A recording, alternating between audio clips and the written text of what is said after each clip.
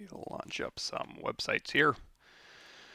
My profile, YouTube, streaming, Pavlovich workshop. Yeah, I'll know this one. Actually, I haven't been through here to see if there's any questions on this side. No, seems pretty light.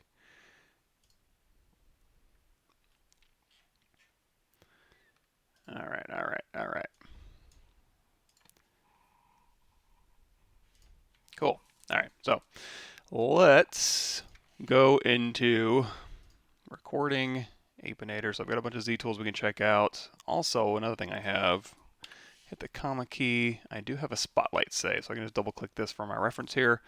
Right now, if I go to the document background and I click and drag to a different color, you're going to see that background doesn't quite get to the extents of this. And the reason it doesn't is because when I have this open, I like to have my document kind of filled to this window because I have my brush settings over here, and I'll go in here into auto masking and modifiers, stuff like that all the time. And then of course my tools over here. However, sometimes it's useful to maybe not have so much brush stuff open over here. So I'll go ahead and close that off. And then I'll start putting brush things that I use all the time, like backface masking and topological. I'll throw this on my custom interface. And you guys know all this, but if you go in here to Preferences, Config, Enable Customize, that'll put you into Customize mode. And then you can throw anything else in here. I'm trying to think if I need anything else in there that I go in and do all the time. Topological, backface masking, mask by polygroups, I don't do that often. Anything in the modifiers I do all the time? Well, if I come across anything that I do all the time, I will definitely throw it in there. So I'll go ahead and close brush down here. And anyway, so I'm going to go ahead and close this divider down so I have more room to kind of, just more room for activities, I suppose. I'm going to go up here to Document, and we're going to have W size turned on. That's going to auto-fit my window size, so New Document. No, I don't want to save any changes, and now my new document fits this entire thing. And now I got all the room in the world for activities. Now, if I go into texture here, you're going to see I don't have any textures loaded, but they are loaded with Spotlight. So let's start over. Let's start from scratch. I hit Z. This goes into Spotlight mode. And this is where you can kind of go through here and move your images around, or click outside of these and scale them all down, or drop their opacity all down. Or you can go through here and you can delete them out of here. Boink. And let's talk a little bit about reference.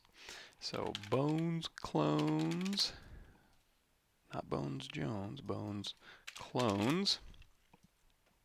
And also, where's my other one? Reference skull base.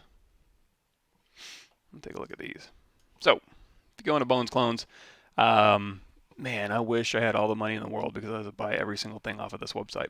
There's a lot of really cool stuff in here, and you can sort by non-human primate skulls and skeletons, and cranial and post-cranial elements, and all sorts of cool stuff, zoology and human anatomy skulls, and even like really like old Roman skulls with axe holes in them and stuff like that. Forensics, these are cool. Anyway, I think we were in like non-human primates, and there you go. There's some ape skulls in here. You can go through here and you can check out and see if there's any good reference for you. I think I grabbed this. There's a couple of them in here that had a couple different shots, so these are always nice. You can go through here. That's a good one. And you can go through here and just save your images out. Another really good one that has some good orthographics was the skull base. Now, I didn't really find it in here because I don't know what any of these words mean. It's been a long time since I took a science class. So this is where I was like, well, let me do a search. And let me go to gorilla.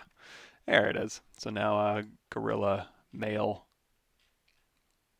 360-degree view. And there you go.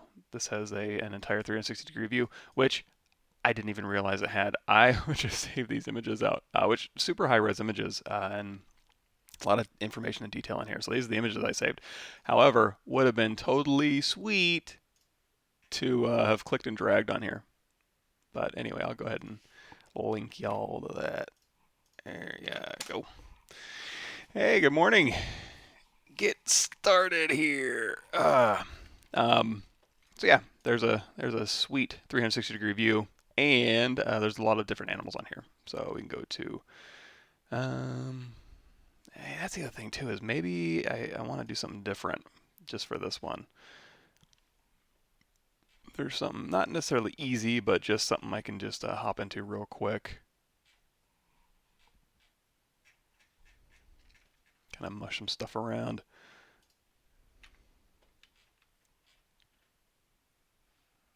Yeah, that'll work. And then I can just save this out as my back 3/4 view. Let's do this. Oh, okay. We'll talk about this. Well, yeah, we'll talk about this. Okay, so just for streaming, we're going to go through here and we're going to save this image as, and we're going to throw this into another recording.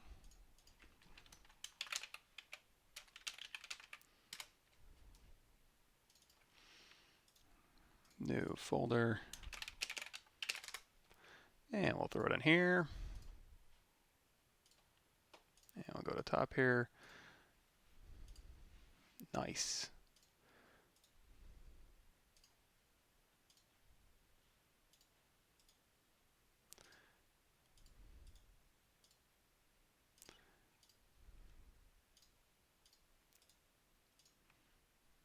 All right, I think I got everything off here.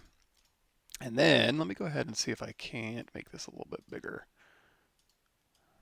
No, that seems to be as big as it gets. Let's go to open, save image as. No, open images, new tab.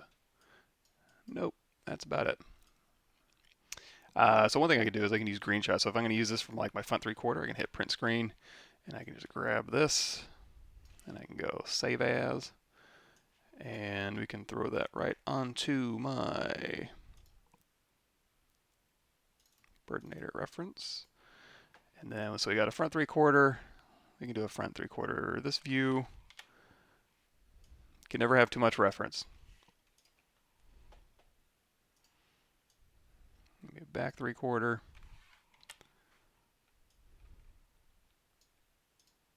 And you can use snippet for this, or snippet or snag it, and back 3/4. And of course, I can just have this window open down here underneath, and we can just kind of scoot around there. All right, so we got our skull base here, and now we're going to get it into ZBrush. So we're going to go in here to, for reference. So we're going to go in here to my textures, and before we start importing a bunch, I'm just going to import one. So we're going to go over here to recording, Birdinator reference. So we're going to grab this first one here, and then we're going to take this one and add it to Spotlight. And there we go. So we got something in Spotlight here. And then we're going to go in here to texture, import, and we'll grab the rest of these here. Ta-da! And I'm going to make these all the same size. We're going to tile unified. And now we're going to pick out which ones we want to snap to. I'm also going to click off of all of these and just move all of their, just so you can see it a little bit better, move them all up. Now, one thing I used to do, and by used to do, and till very recently, I would go in here and I would try, again, you can move these opacities down, and you can try and line these things up and make them all the same size until I realized, like, if I'm moving the object between every single one of these, there's no reason for me to do that. So, I can just put these wherever I want and scale them to whatever size I want, whatever makes more sense. Like if I'm not gonna grab a whole lot of detail off of here, let's go ahead and keep this thing small, and I'll just stick it somewhere. If I am going to be searching for a lot of detail on a side view, I'll make it a little bigger, or a 3/4 view. I'll make that a little bit bigger relative. You know what? Is there a crop option in here? You can tile, extend. Ooh, can we extend? Oh my goodness, of course there is. So you can use the extend. Now if we hold down, oh yeah, that's right. So you're going to want to move this to the middle, and then we can extend. Oops. Oh, we guess we can extend either side. So I'm going to move this to the side here, and we'll extend it. Oh no, I thought I was going to be so smart. So we're going to extend this back until we don't want to clip anything. And we'll go over here. We'll extend this back just to kind of save a little bit of room on here. And then we got a bottom view here, and we got a side view here, and then we got a top view here. Again, make these as big or small as you want. And then these are my back and front 3/4. If I'm not going to use these right now, I can just go ahead and delete them out of here. I can always bring them back in. Or I can just leave them small over there. They're not really hurting anything. But let's say this is going to be what I'm going to snap my reference to. And let's give a little bit more real estate to that 3/4 view. And this 3/4 view almost looks orthographic, so that'll be nice too, because I don't like sculpting in perspective mode all that much. So we have a reference in here, and so I don't have to do this all again. I'm going to go up here to my texture, spotlight, save spotlight. And we'll go ahead and throw this where we can find it. You can throw it in the folder that you're recording in, or if you want quicker access to it, I mean, it doesn't take you that long to get there, but you can throw it in here to Z Spotlights. And you can see we have my gorilla skull. I'll just go ahead and call this, what skull is this? Golden Eagle.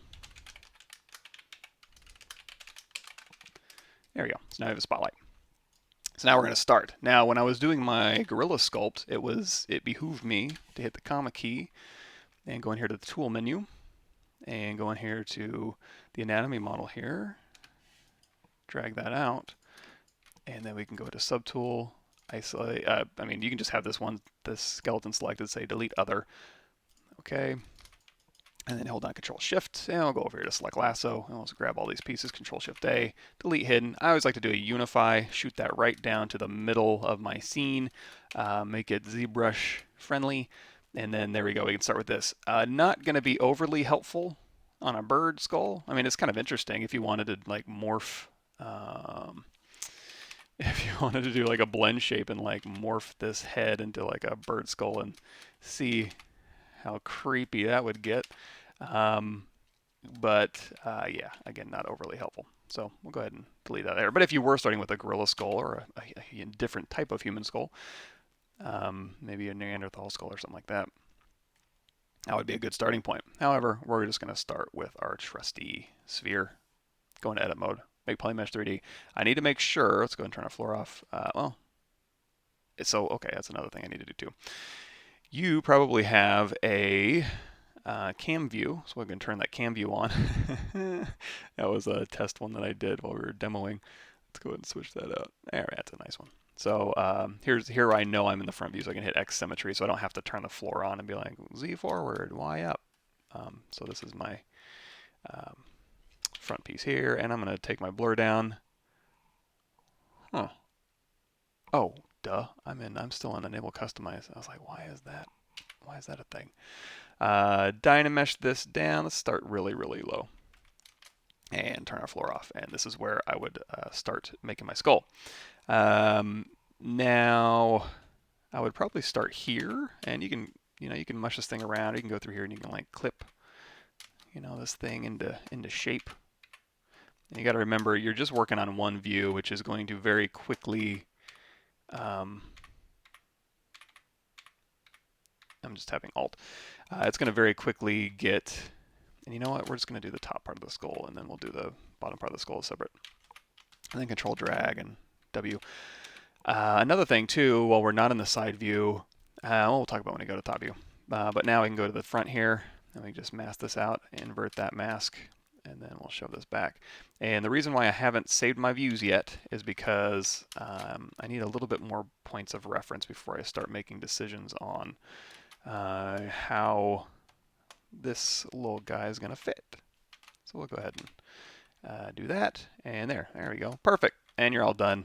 And you can go through here and you can just start poly painting your RGB on there with your standard brush. Look at that. You have a bird skull. Of course, that's just the beginning. How's everybody doing? You know how to disable the red striped overlay geometry when using live Booleans. Red striped overlay geometry. Oh, are you talking about when you're in here under preferences, or not preferences? Would that be, God, where they put that render? Render Booleans. You might have show coplanar turned on. This one right here. That's going to show you where you have bad geo, which is good to know. So I would kind of leave that on maybe.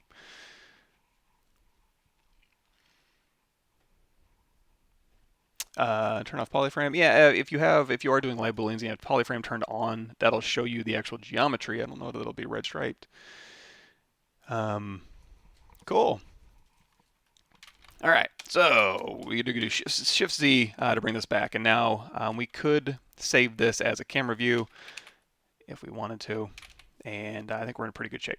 If you want to see this a little bit better, let's go ahead and switch this over to our maybe Skin Shader 4.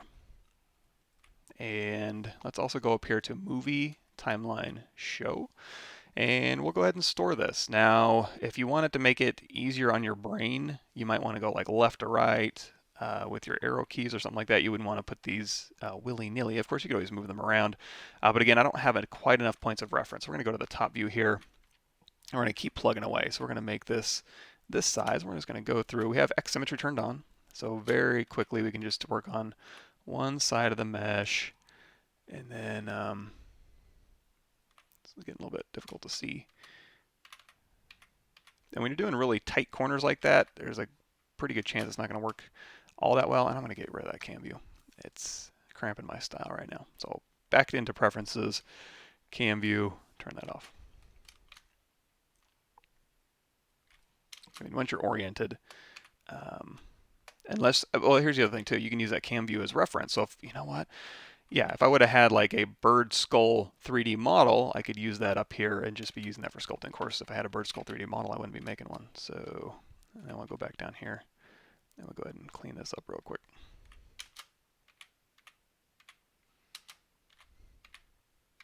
Another thing, if you did have a Bones Clones model, oh boy, you could just photogrammetry that thing. Speaking of, you can use, what's the two I've used? Photoscan and reality capture. And in fact, I was playing around with Photoscan and they changed it to Agisoft Metashape. And I was doing some performance testing on this. And this is using the GPU and the CPU.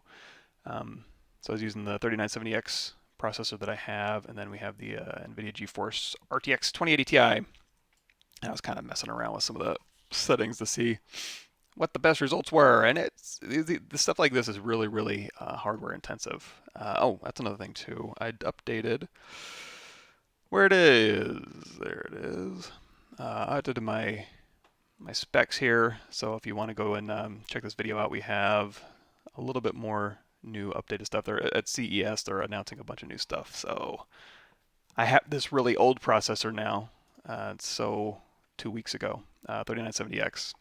Much smoother than my previous 2990WX. A lot faster, a lot cooler. I'll go ahead and move this stuff around. Now, okay, so this is the thing too. So when I'm moving this thing around, when I'm in the side view and I want to move something around, I have X symmetry turned on. It's pretty easy just to kind of go through and move this stuff around. It's not quite getting everything in there, but you can usually do a pretty decent job of kind of moving across that plane. If you really want to move across that plane, go back into our brush settings here. I don't do this enough to really put it in my interface, but if I go over to, or you know what, I bet it's under transform. Transform, posable symmetry, nope. What am I looking for here? It's called, man, I really can't think of where it is right now. It's got to be under transform, right? Why would that make sense to me? Modifiers? No. Huh. It's just something that goes like straight back, and I can't remember what it's called. Let me look at my notes real quick. Unless you guys know where it is. It's obviously something I don't use all that often. So, let me see. CG, ZBrush.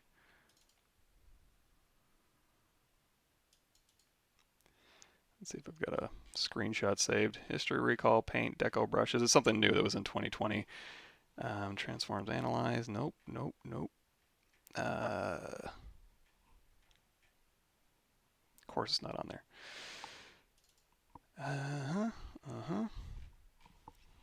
Infinite depth. Yeah, where's that at? I did a demo on it weeks ago, which is like a lifetime. History, recall. Okay, so let's see.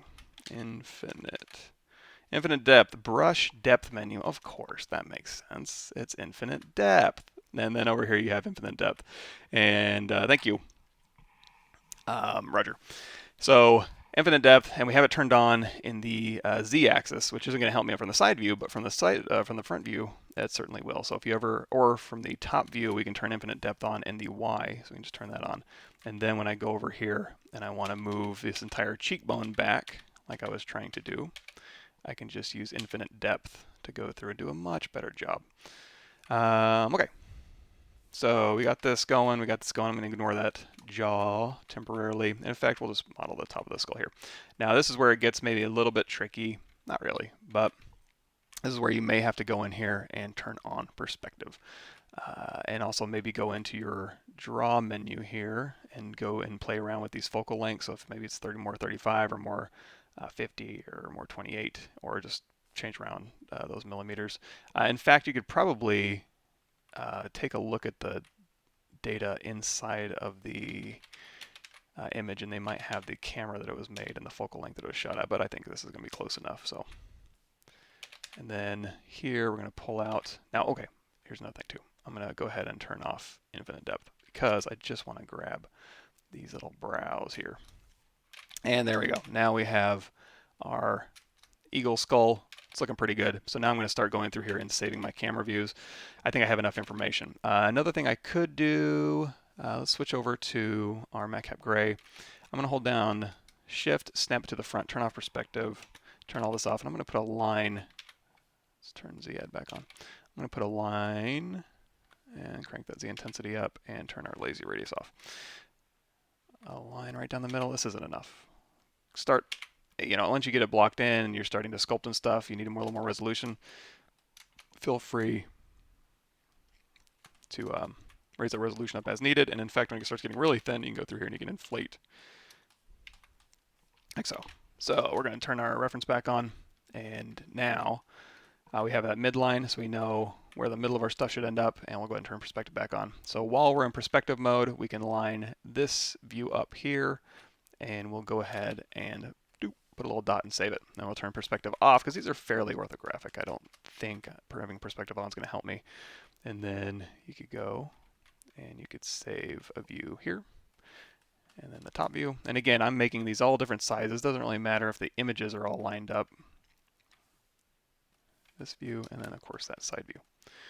And that side view is probably going to be the biggest help dialing in most of the stuff. And then we'll do this. And then now we don't need to see the movie anymore, so go to Movie, Timeline, Show Off. And then now I can just use my arrow keys to cycle through these. Now when I go back to that first one, got to make sure I turn perspective back on. You can just hit P on your keyboard. And if you wanted to leave your perspective on, you'd probably have to go through here. It gets a little bit tricky. You can go into the draw mode, and you would need to turn off probably this universal perspective camera and then turn on and off align to object, just because it's going to start skewing as you get further away from the middle unless you have that off. So I'll leave that up to you. But anyway, that's how you block out a skull. And of course you would block out the gorilla skull the exact same way if you weren't starting from a, what's it called? An actual skull model, or you didn't photogrammetry it or something like that. But we'll go ahead and leave all that back on here. And then now, since this is probably pretty solid as far as blockouts go, there's nothing too egregious or off about it.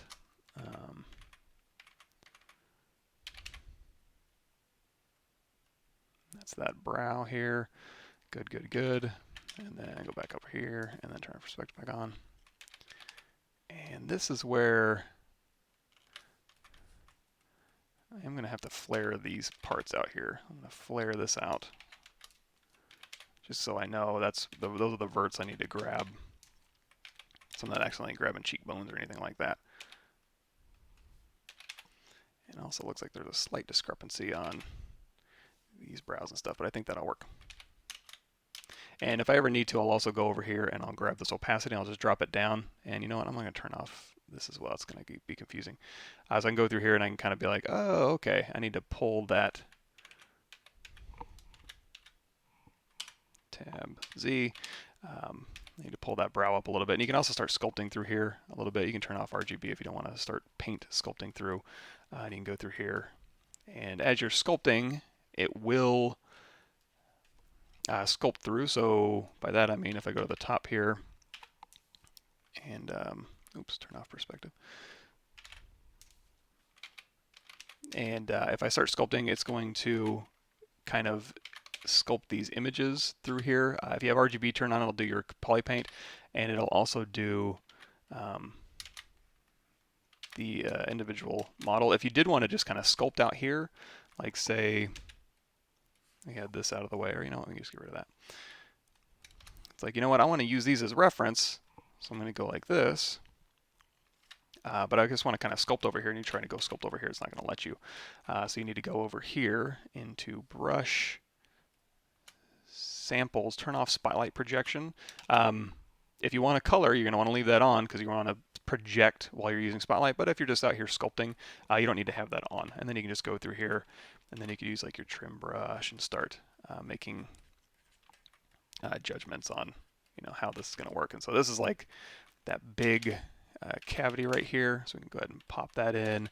Use your standard brush, Damien standard brush, clay brush, trim dynamic, and just very quickly just start knocking out.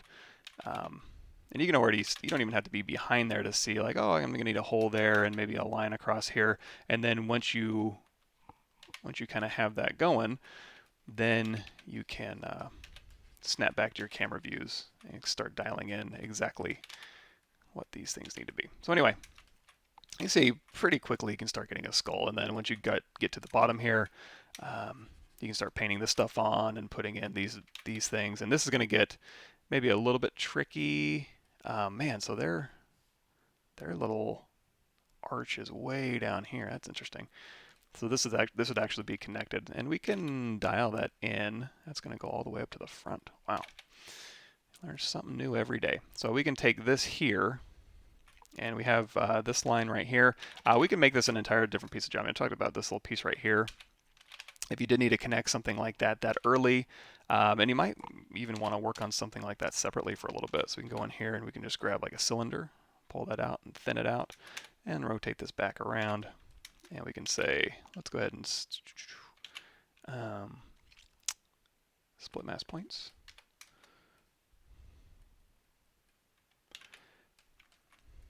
And then this piece, again, since we did split mask points, now it's on its own separate subtool, and we can just kind of mess these things around. I'm going to go through here. It's not quite, this cylinder doesn't have any divisions.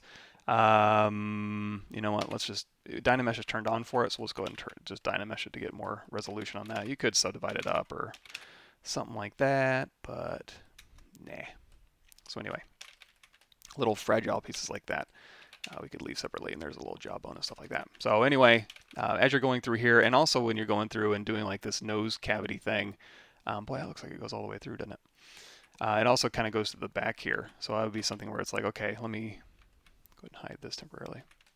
So you'd start, and I'm not blocking out fully to like get to that point where I'm actually going to start doing this for real. But you could go through here and start doing, maybe grab a sphere here.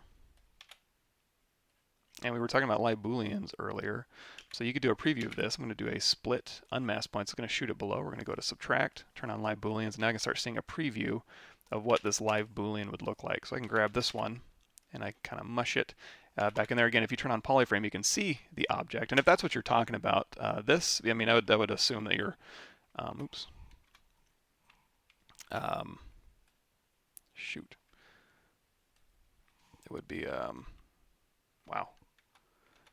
I would assume that your polygroups are always red, but again, I think it would be underneath render to show coplanar. If you had any coplanar faces, I think that's where that would come into view. We're going to turn that off, and now we want to put a hole right through here. And in fact, you know what I'm going to do? This is getting a little bit low. Resolution, crank that up a little bit. I don't want to crank it up too high because I don't want to have to, excuse me, fight my geometry, having to go in here to smooth stronger and stuff too early. And again, that's probably a little bit too high. But there is some instances where I am just going to need that geometry anyway to kind of evaluate. So we're going to go through here, and we're going to take this, and we're going to poke a hole right through here. If this is what I like, I can make a Boolean mesh out of it, or I can go through here, since this does go all the way through the skull, looks like. We can go through here, put another sphere in here, and then turn on polyframe for this one. We'll go ahead and rotate it. And if I'm going to scale it, I'm going to go into LSim so I can scale it across its local axis here. Put that all the way through. And then again, turn polyframe off. And then now I can go through here.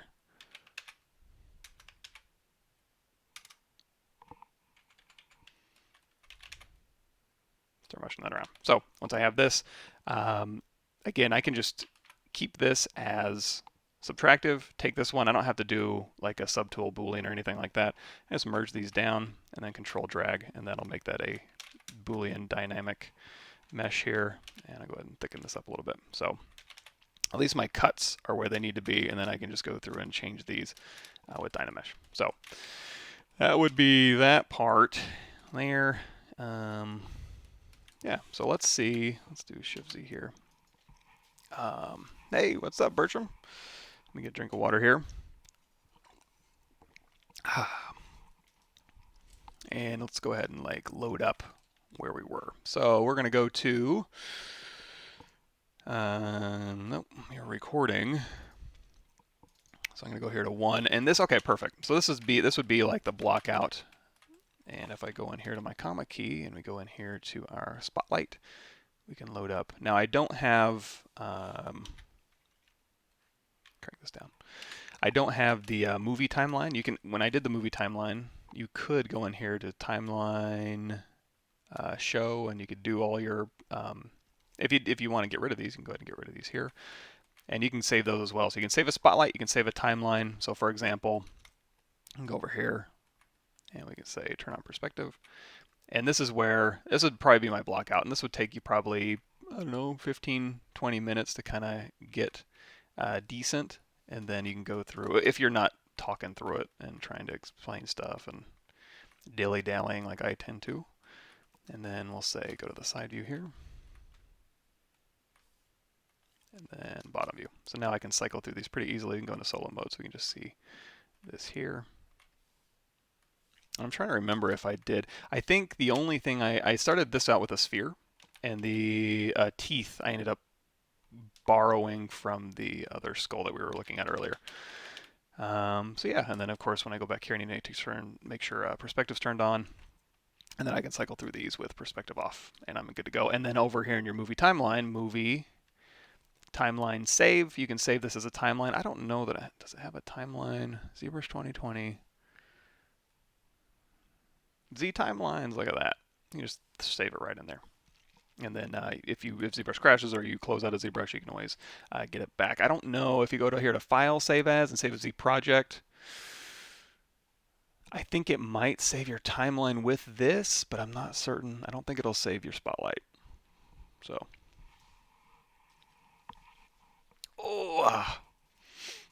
Avatar dropped artworks for Avatar 2, and the 4th one is amazing. Cool. Awesome. I'll have to check that out. Trying to remember what Avatar was all about. It's been a while. Senior Cameron. Okay, so we got here. I'm going to do Shift Z, turn that off, and then as we go through here, we can kind of step through. So here it is a little bit more refined. And this would just basically just be a refined block out. Nothing too special going on here. This is where I kind of borrowed those teeth. These are the teeth block out, but of course I just Dynamesh them almost right off the bat. So again, very quickly, this whole skull probably took me maybe 3 hours total to kind of get to the end. Apinator 03, a little bit more refined. And it's not completely done. It's not like to the nines, like completely detailed out or anything like that. This will be the same. Yeah, go ahead and turn that off. And by when you get to this point, you can start painting on that detail. So if you go over here and it's like, okay, there's a lot of interesting little bumps along the top that I want to get, or in the 3/4 view.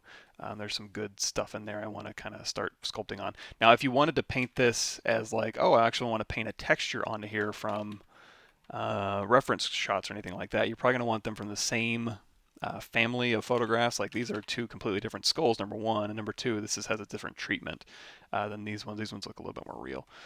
So you would want to use that, and if you are taking the photographs yourself, try to have nice diffuse lighting so you don't have a whole bunch of baked in shadows that you have to compensate for. You can use de-lighting in some programs. Unity has one, and then Substance, Alchemist has one, Houdini has one, I think, and you can use those. But anyway, so I can go in here to RGB here, and you can like just start painting on here. And in fact, we can just go ahead and paint this whole side here. And you can kind of use this to determine where some of that detail needs to go.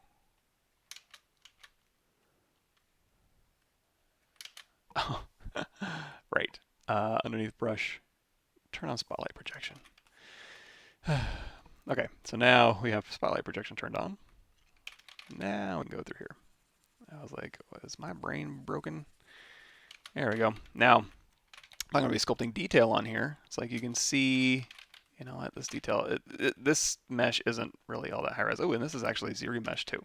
So going through here, and once you have your blockout done, you can start, if you're not making any major changes, like you're not going through here and doing any things crazy, it's going to make your geometry go nuts, you're just doing details. That's when I went through and just did a quick ZRemesher and then subdivide, project, subdivide, project, subdivide, project, subdivide, project. Interestingly enough, if you did, right now you can do, I think we talked about this in ZBrush 2020. If you go to my YouTube channel here, ZBrush 2020 new features, and ZBrush new features part 2. But in here, actually I think in part 2 is when I talked about it. You can Z-project. Let me start with, let's do it on this one. So let's say, you know what, this bird skull, I'm not going to make any major changes to it. And if you want to clean up some of these scragglies, let's turn on Sculptures Pro. And we can go ahead and get rid of some of those. Let me re-dynamesh. Okay, so it's like, we like this bird skull. Now, instead of duplicating this off and ZRemeshing and projecting, what I can do is I can just use my history here. And also, let's go to movie timeline, turn that off. So what I can do, and I'll turn that off. I can go into ZRemesher, which is going to be under your geometry. We'll say depth size down a bit, target polygon count is fine. And we have X symmetry turned on. Go ahead and ZRemesher this. And hooray. And once we have that, if you want to, you can go down here and you can do subtool, project, and instead of doing project all, because we're not projecting to anything, there's nothing else in the scene to project to except my history. So you can see project all is grayed out, and so is project history. However, if we go back one, you're going to see there's my original high res. It's not that high res, but it's more high res than this thing. I can hold down Control and tap, and now I have project history. I can do geometry and color, or both, or you have to do one. Good. So you can do geometry and or color. And so we have geometry selected. We can go back up here, and then I can just do project history, and that'll project my verts back. So if I go through here and I do ZRemesher half, perfect. That looks good. Project history, get my verts, and now I can do Control D to subdivide, project history, Control D, project history, Control D, project history, and then I've got my details back. And now I have subdivision history here, and I didn't have to duplicate this off or anything like that. And so now when you're sculpting on a mesh like this, it's much nicer. You don't have any triangles. Let's go ahead and turn Z-head back on. And if you're painting, you don't have to use, I tend to go into standard brush and just go between these two here. But if you wanted to, you could just have a hotkey assigned to BPA, paint. But anyway, when you're going through here, you can do some very nice details, and you can subdivide this thing up. And the other cool thing too is now you can UV it. So if you are painting that detail onto your skull, and you do have UVs, which I'm not sure if we do, UV map. Yeah, I do have UVs. If I didn't, if I delete those UVs off, super easy. Just very quickly, we'll go in here to Z plugin, and we'll go over here to UV master, and we're going to say work on clone. This is symmetrical. Oh, you know what? It may have a little bit of problems. Well, let's see how it does. Say unwrap, and then flatten. It worked fine. If you wanted to, you could go through and you could do enable control painting. You can check your seams here. Oops. If you didn't want a line going through here, you could say enable control painting protect. It's like I want to protect all this, and I want to attract everything, I don't know, on the underneath side here. And then when you go through here and say unwrap, that may or may not work that well. It worked great. So we go in here to flatten, and there you go. In fact, but here's where you have polygroups turned on. So if you did have polygroups, you can go through here and you can be like, you know what, I want all of these to be in one island. So you can hit Control W. And if this needs a little bit of cleanup, you can go check seams. Really? Go through here and make this all one polygroup. Or you might be easier. Hold down Control Shift, select lasso, and you can grab this entire section here. So this one and this one. Control W, and then you can go through here. Let's do Z modeler, polygroup, hold down Alt, start painting, tap Shift, and that'll inherit that one. And then this one here, let's just do an auto groups. And then we'll grab both of these, Control W. So now you have a polygroup here, that's going to keep it into its own island. So now we can use polygroup, symmetry, control painting all at the same time. And then when you unwrap it, actually I think I turned my, let's see. Yeah, that worked fine. And then when I flatten this, you can see there's my polygroups. You can go through and you can do your own polygroups. And once you're cool with this, we're going to go over here to copy UVs, and we'll go ahead and paste them onto this bad boy. And now that we have textures on there, we can go down here and we can go over here to our texture map, create, new from polypaint. There you go. And now we're transfer that vert information to a texture. In this case, you need to clone the texture out first, and then under your texture tab, probably this one here is easier. You can select this one, then you can just go and export it as a PSD or JPEG, PNG, bitmap, TIFF. Cool beans. Hey, Goran. So yeah, so that's how you make a skull, or one of several ways to make a skull. But that's how I did this one. And again, didn't take too long. And all this stuff in here, a lot of this was semi-guesswork because I didn't realize that on this skull-based website, and again, I love this thing. Here, this is a turntable. So here's your thumbnails, and you can go through and you can save these out if you guys missed that. And then here is the turntable you can use. So this would have been really super duper handy when I was like trying to figure out, like, does this go in or does this go out? Because it can be a little bit difficult to tell from this view, like depth, like, wait, okay, that looks cut in, and then this looks cut out, and this looks like it's deeper, but it's kind of difficult to tell. And then you go to this view and you're like, oh yeah, there it is. This is out and this is in, and this is out and this is in. All that good stuff. In fact, you might be able to, if you went through and did exported an image for every single one of these, you could probably throw that into, oh, I wonder if I have the patience to do that. Go in here to like Photoscan or Reality Capture and just get a photogrammetry model that you could, for instance, if you go in here to documents here, import, sorry.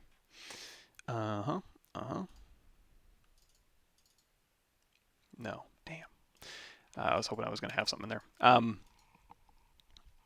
In fact, well, wait, maybe we just run something in the background here. Let's do this. Let's go to workflow, add photos. Let's just do, we'll do the JPEGs. I mean, you can do DNGs. I think JPEGs will work fine. And then here we'll say align photos. Actually, hi, sure. Yeah, it looks fine. And now this is one of those things too that tends to be processor intensive. So it's good that I have a lot of processor in here. And here it also uses quite a bit of the, let's see what exactly it's using here. It uses quite a bit of the GPU as well. And while it's working, we can keep working because we got plenty of horsepower. So we'll go back over here to my startup material.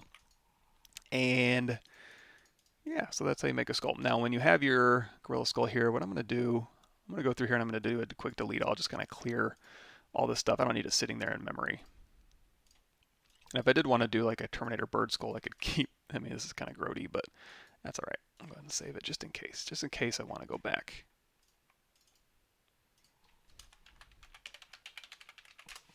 To the Z tool. Delete all and delete all. You could also go in here to preferences, initialize ZBrush if that's your jam. And then we're going to go in here to recording, Apinator, and then this is where we started going from the gorilla skull to making this a little bit more hardy surface. Let me move this down real quick.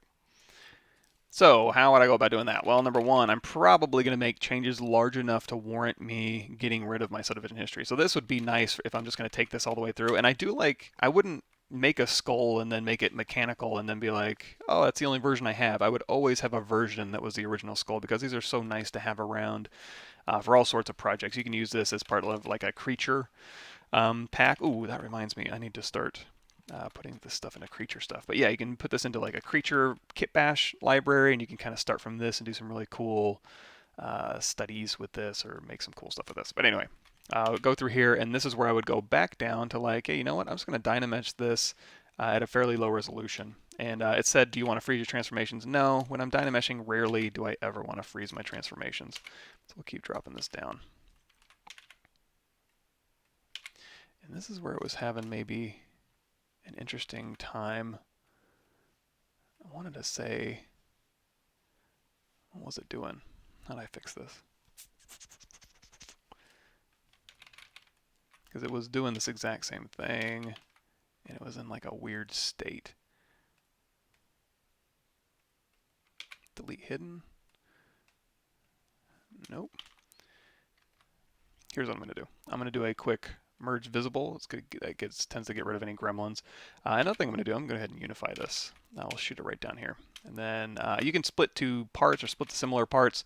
In this case, I'm just going to make it easy on myself. I'm going to grab a little piece of this one here and then split hidden. And then grab a little piece of this one here and say split hidden. And then on this one, if we Dynamesh this, there we go. I kicked it back in. So this one, I'm going to take that resolution maybe to like 176. Blurs off, and this is where I would kind of start going through and determining, you know, what I want my reference to look like. Speaking of reference, I probably would have had skull reference all around my interface here. Ooh, that's loud. But for example, let's go into recording. I got Gorilla reference here, so I can go ahead through it and I can just grab all these. And I'm using Quadra. Let me show you where that is. Hold on. Where'd my stuff go? There it is. I want to say the newest version, it's free, but I think the newest version is on Gumroad. This is the 11. It says 0.95, but I think it's actually 11. I think the version you want is 11.0. So that'll be the latest one. And so I like to use this. I guess you can't really see this, kind of shot it up here, but here's all my reference images. And now instead of having a board that I have to like zoom in and zoom out of and zoom around, I can just move it around my monitor. So I have a giant monitor, and then I'm just recording the middle of it, and I can just move this around my monitor, and I can have like Restream open on the left, so I can see that, and then I can have my reference over here, and then you can like zoom into your reference, middle mouse pan, and then you can also save different versions of this. So if you wanted to do one version that was like, okay, here's all my skull pieces. I'm like, you know what? I'm going to go down and I'm going to say save as, and that's going to save this as a template file. So whenever I load it up, it'll load it up just like this. And then I can go through and I can zoom in on all my images, and I can call it teeth. So I can say this one is teeth, and I can just go through here, and there's a little, you can go in here and say open recent, and it'll open up a gorilla skull, and then it'll open up teeth, and then it'll open up nostril or eyes or ridge, skull ridge, anything like that. So you can say variants off based on, you know, where all it. So that way you're not having to be like, well, I want to look at this skull ridge. Now I'm going to zoom over on my reference and look at another skull ridge up close. It's like it's all in your interface. It's all nicely around your interface, and you can put it wherever you want. You're not limited to kind of having to zoom around and zoom in on a single thing. So that's why I like Quadra reference viewer. And the other reason, okay, so this came in handy when I was doing my this video here. When I was doing this video here, and I was going through and I was kind of drawing. Let me see if there's a better example. I mean, I was doing it there too, but that's not a great example. I was talking about the M.2 speed. Speaking of, I gotta say, I'm pretty pumped. Almost more than anything is so these C drive, my only M.2 NVMe drive, the PCIe 4.0 drive that I have is my C drive. So when I'm doing speed tests on like photogrammetry and stuff, I'll try to have everything on my C drive. My other two drives here are my SSD drives, and those aren't quite as fast. So, but you can get there's some really interesting stuff. So that would be basically this thing right here. Corsair 4 Series MP600. So these things plug right into your motherboard, which is nice, and this is the PCIe Gen 4, and this is where I start drawing on it. I forget. Anyway, yeah, those go right into your motherboard. So you can go here, here, and then you can have a little DIMM module. You can do 3 or 4, and there's one on the back as well. Anyway, fast hard drives. But where this came in handy is I can also tap T, hold down T, and just drag left and right, and that'll actually fade this out. So if I'm ever in Photoshop, I'll do a proper tutorial on this, but just to kind of show you how I might use this for reference. I would basically, let's say Control N, make a new canvas here, and then we're going to grab my Quadra image, and I don't have to move that up top. I can just go down here. You guys can't see this, but I'll do a screenshot. So when I go in here, down here and hit the little Quadra button, I have a bunch of options in here, and underneath settings, sorry, this is dumb, as far as trying to get your images so you can see what I'm doing. Settings, you can see you can lock images and always on top. And you can also toggle grayscale in here, so you can, if you didn't want to see the color versions, you just want to do a value studies, you can turn grayscale on and off. But now I can go through here and I can make this more or less opaque. So I can go through here and I can say, you know what, let's go to lock images and let's go to always on top. And so now, and of course I move these out of the way, the ones I don't need. But now when I'm drawing in here, I can very quickly, I know exactly where I need to draw. Let's do Shift 6.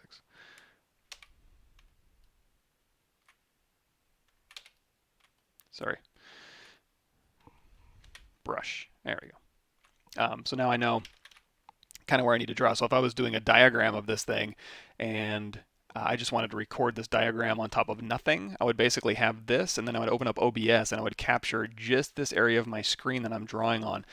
So, and then in the video, I would have the diagram as a separate object in here. So I wouldn't have the object kind of sitting in here. I would just have my brush strokes being recorded, and then I could be able to go through here and very quickly be like, watch me put a scratchy around here, or put a little circle around here and point to it, and I can make little marker sound effects, squeaky, squeaky, squeaky, and then it would look like I was drawing right on this thing, and I could control the elements separately.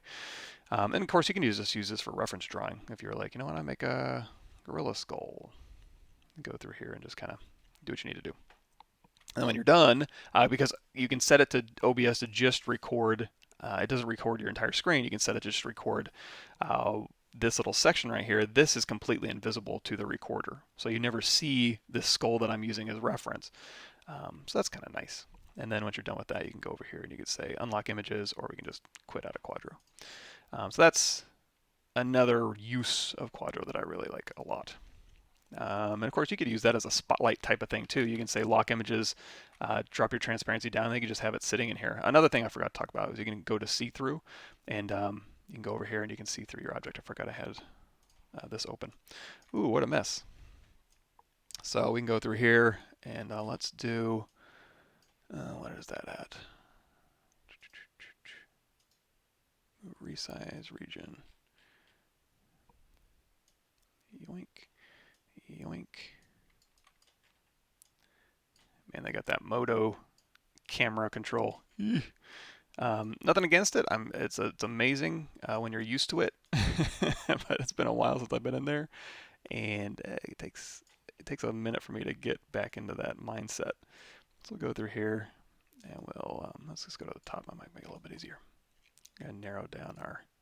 So anyway, there's our photos. If you want more information on this type of thing, you can go in here to my playlists here, and there is a complete playlist on photogrammetry. So we do reality capture and photo scan and talk about all that cool stuff. And I haven't really done this in a while. I had a test set up that I was going to do some performance tests. And this is, again, one of those processor, GPU hungry things and RAM hungry things.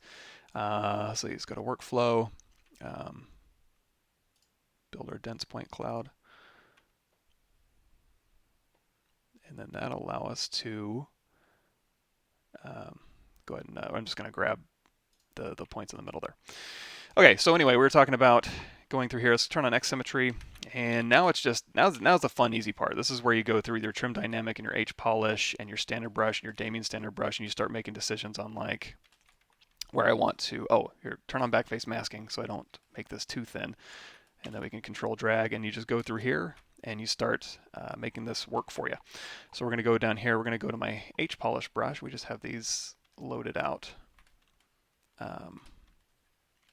as part of our hotkey set. So Alt H is H polish, smooth stronger, needs to be on.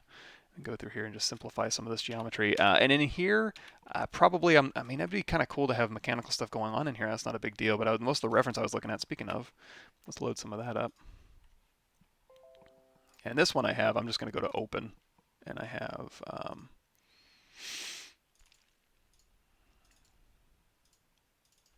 I already have that all set up around my screen like it should be. Oops. And every once in a while,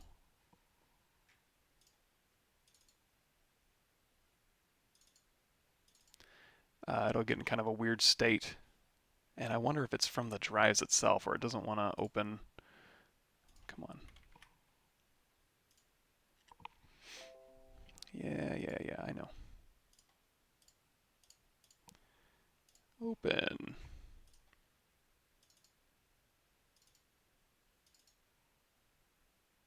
There we go. So of course you can't see this, but all around my monitor, I have a bunch of reference that I can go through, and I kind of zoom in and see what I want to do. But like for instance, this Dark Fate one is kind of plugged. These ones, those go in pretty deep, I suppose. You can kind of see where these things kind of go in and out and stuff like that. You can kind of go, and this is another thing too, where it's like, I just want to do eye reference. I'm going to go through and zoom in on my eyes, save that as an eye.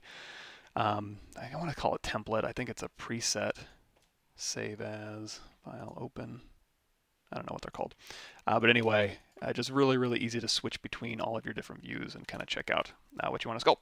So anyway, going through here, and I'm going to raise the resolution just a little bit. It doesn't have to be crazy, maybe 264, but just going through here. And then in this case, I might go through here and just inflate these back up, or I'd put a little cylinder in there just because I'm probably going to end up plugging those things up anyway. And then also on the back here, this would be easy enough. I mean, I guess you could do this as well.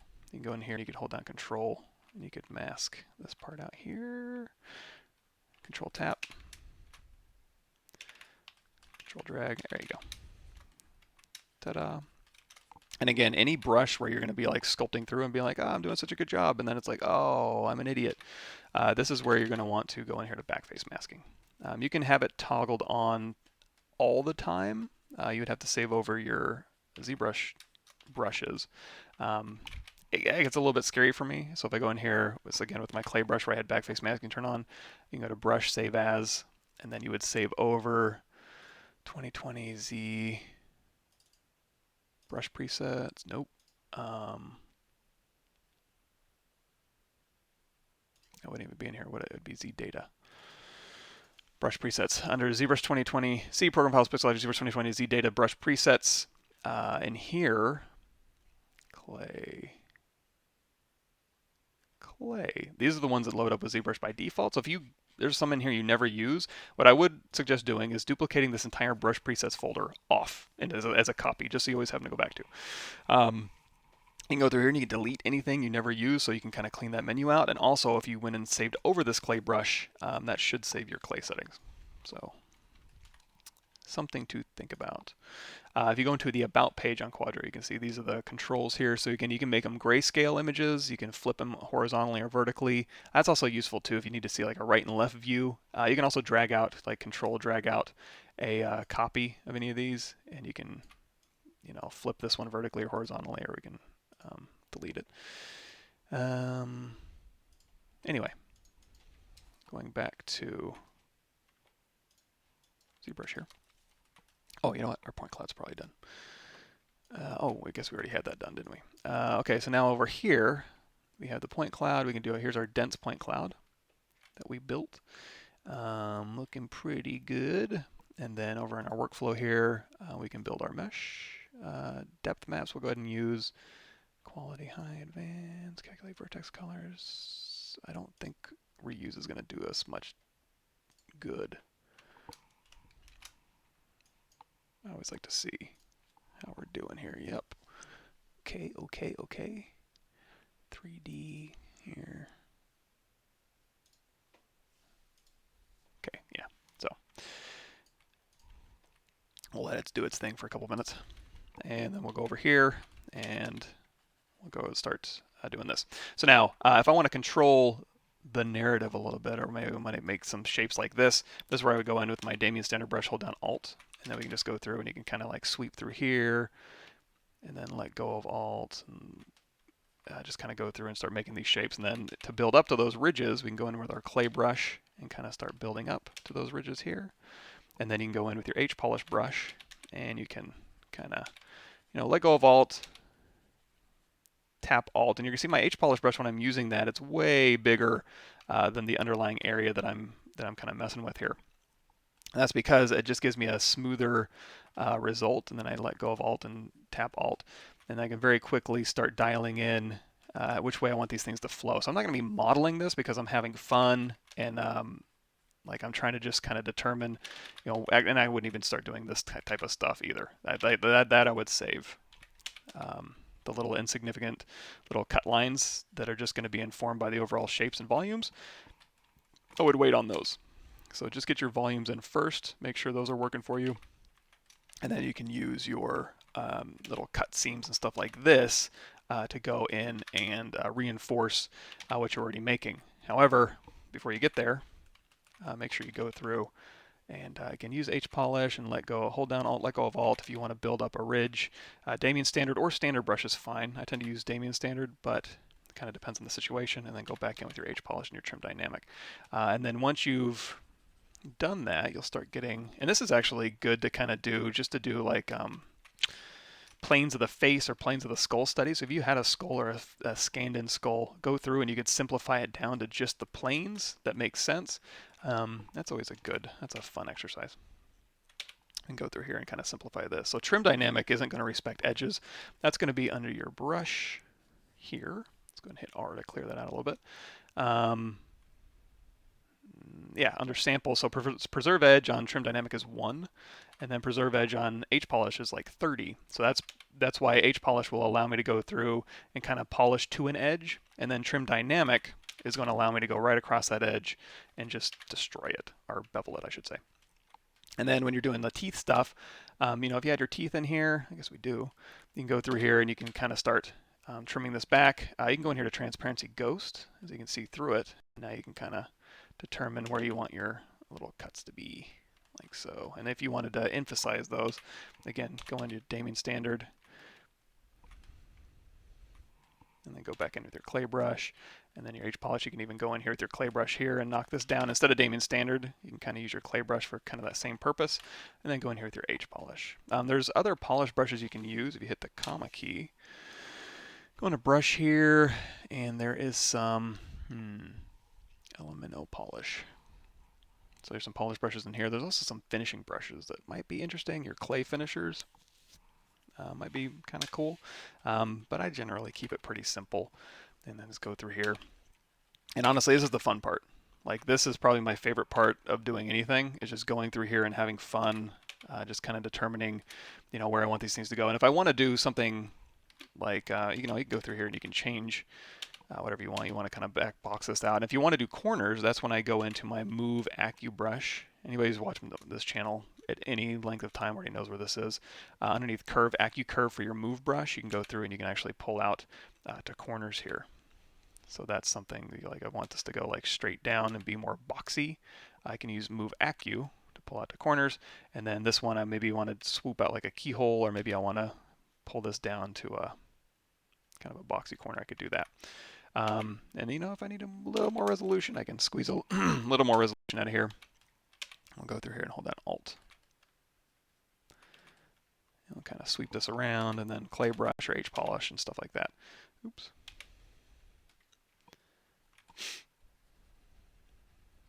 No problemo. And let's see if we have, that's still going. That's I got a couple minutes left. And oops, I hid my window here. How's everybody doing? Is doing Dynamesh over and over again influencing only the part of the modified surface or the complete model always? It doesn't, for example, if I go through here and I move this out and I re-Dynamesh, you're going to see little tiny updates over here. So it does your entire model, but it doesn't really add to the time. You just go through here and yeah, you'll see like little bitty updates in here.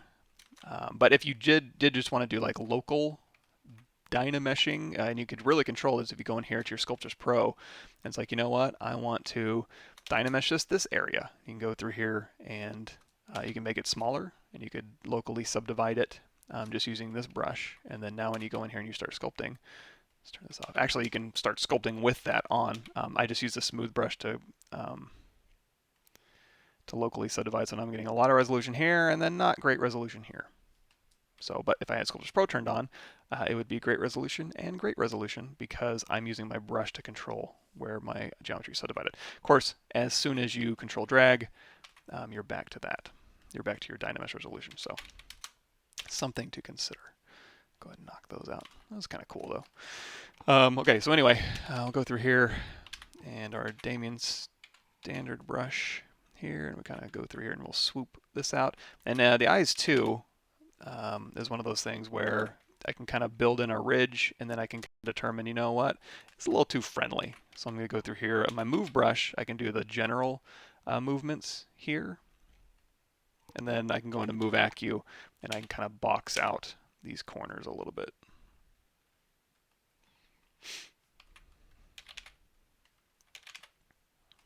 Like so. If that's the look you're going for. Or you might change your mind and be like, you know what, I don't mind kind of looking at reference here. So it looks like on here, yeah, that's about right. The Terminator, it was a lot more swoopy than I thought it was going to be. I mean, I was basically raised by Terminator 2 as a child, but I guess you don't see him a whole lot. And at least not without Arnold's flesh all on him. And yeah, I was expecting a little bit more just like general hard surface, but really it's super organic. So a lot of it, I mean, a lot of it's just like a really nice organic sculpt, and then at the very end go through and cut some panel lines, pop some shapes off that are a little bit hard surface, and that's essentially what it is. Which is cool. There's nothing wrong with that. I was just a little bit surprised. So yeah, going through here and determining, and also if you wanted to make any major changes too, like if you wanted to like, cut through here and have this part swoop back underneath, you can do that and use your move brush to kind of go through here. And then if you wanted to build in, and again, I'm just kind of riffing here, but you can kind of build in this. Now the other cool thing too is if you can save off, as you're doing this, you can make layers and you can kind of save off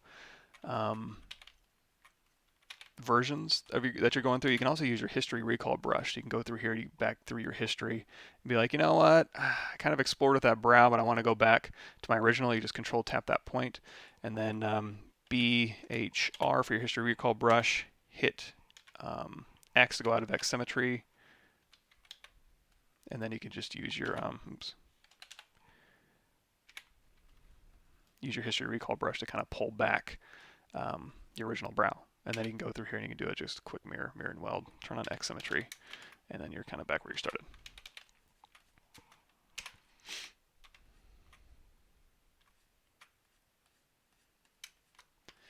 Pull this out, pull this out, pull this out through here. And this is actually probably maybe a little bit higher res than I would normally do, but you gotta kind of feel that out. All right, let me get caught back up. Website where we got the skull reference, it would be, let me go back here. Skull base. Great reference, and then bones clones.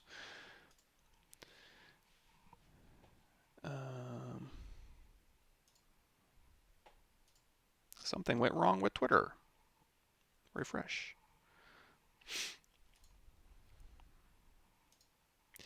Yeah, I guess we can look at this together. All right.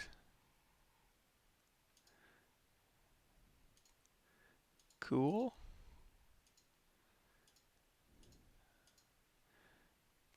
Yeah, I vaguely remember Avatar.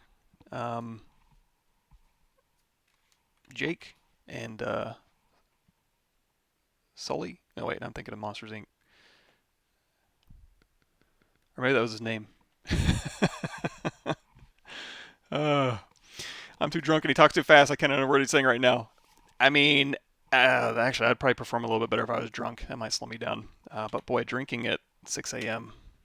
That would be a lifestyle choice I'd have to make. But I don't know if I'm ready to make that lifestyle choice just yet. Anyway, and then go back in here with your move acu and kind of pull these things around to be, what you need them to be in order to make your skull cool. And so let me go through here. Let me load these up here and see if they have anything that was like, kind of go through this process here. Oops. Open that up. 5, 6. There we go. So this here was just me, again, exact same thing. Standard brush, clay brush, move acu, and then going through here and trying to determine exactly where I want these cuts to be. Oh yeah, and then also on these things here, while I'm this low, I would maybe hesitate to go through and start, masking these things out and pulling in these types of, I guess, light weighting shapes here. But you can certainly do this. So there's a couple different ways you could do this. You can go through here. Well, first of all, let's do this. So hold down Control, and I'm going to, you can mask curve if you want to. So you can go through here, and you can kind of mask curve these shapes out. You can go through and you can like mask here, and then go back in, maybe with your mask lasso, and kind of pull a little mask through here. And if you invert that mask and hold down Control, this is where if you hold down Control and Alt, you can kind of, go back to mask pen. Control Alt, you can kind of put a line through here. If you hold down Control and you go over here to Stroke and turn on Lazy Mouse and do Backtrack Line, you can kind of go back and forth across a line.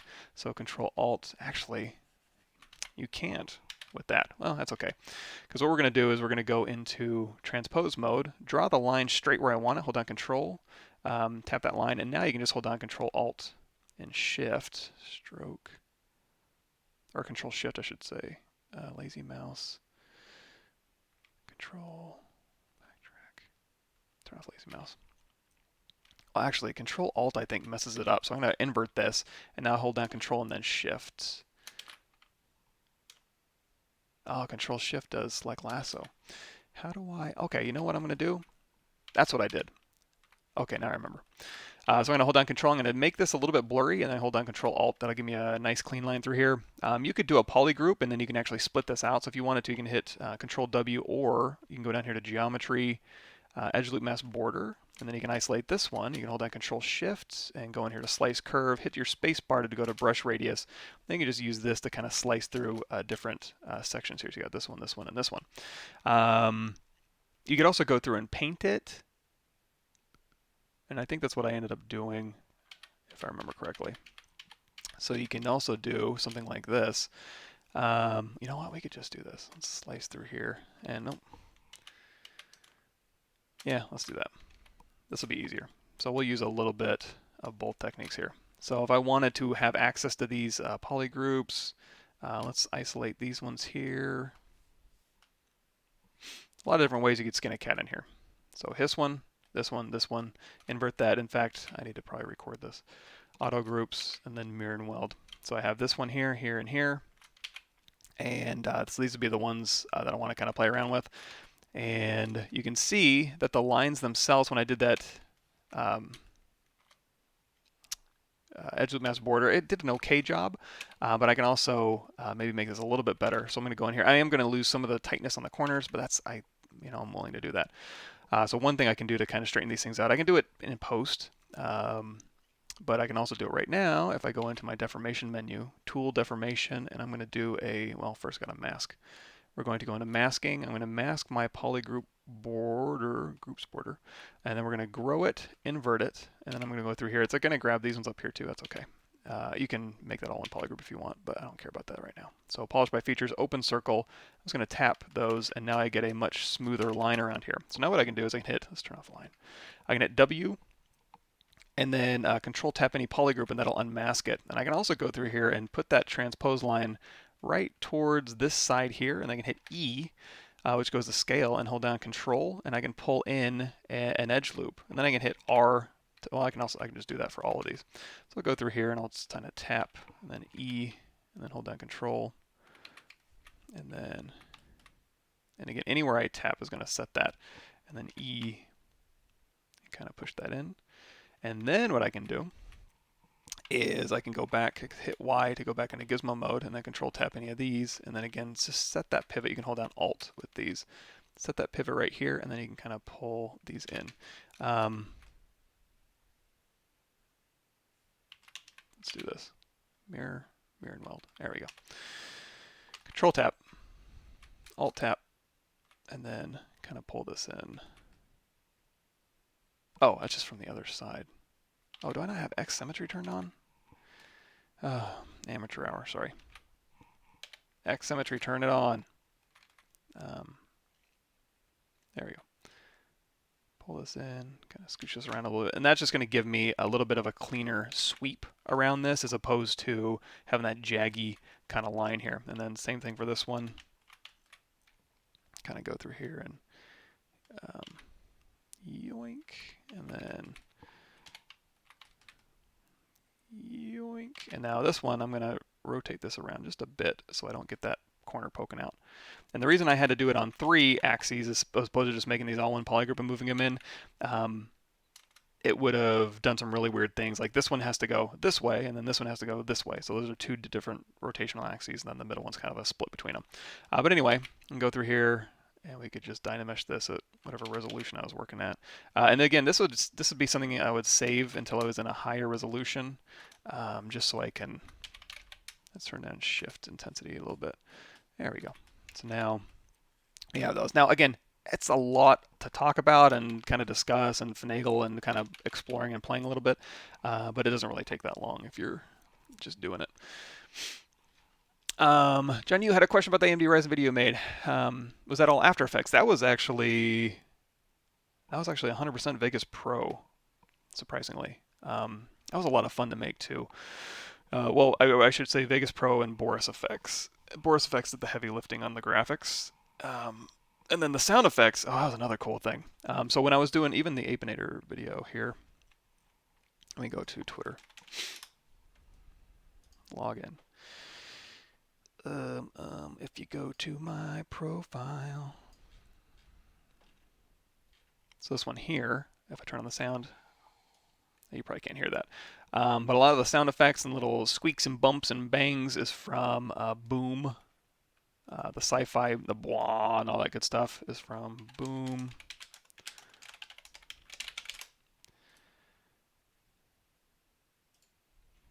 Whoops. Is from this right here.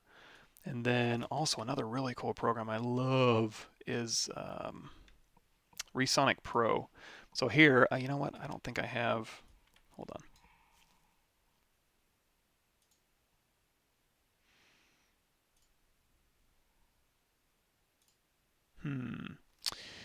I won't be able. I don't think you'll be able to hear what I'm hearing. But basically, you can go through here. Yeah, you can't hear that. And boy, I can barely hear myself anyways. Let's see if we go here. Lower that down. This is a really cool program, so you can go through here and you can make loops, and you can kind of go through and chop things up, and you can go through, if I want to look at this whole library, I can Alt-tap Auto Library, and I've got a bunch of sound effects here, distorted and breaking glass and all that good stuff. There's a big boom, the boom. But while I'm going through here, so here's metal, massive gas bottle hits, very, very Terminator sound effect. If I want to grab just this one, I can hold down Shift and just pull across here. Then I have this little button. I can just click and drag that into any program I'm working on or just onto my desktop. And then I have this. And I can just drag files in here. It's very lightweight, very cool. And just a good way. And it's got a bunch of metadata. You can do search and stuff like that. There's some really cool stuff in here. Machine servo. Anyway, I don't know how cool that is. But yeah, that was all Sony Vegas Pro.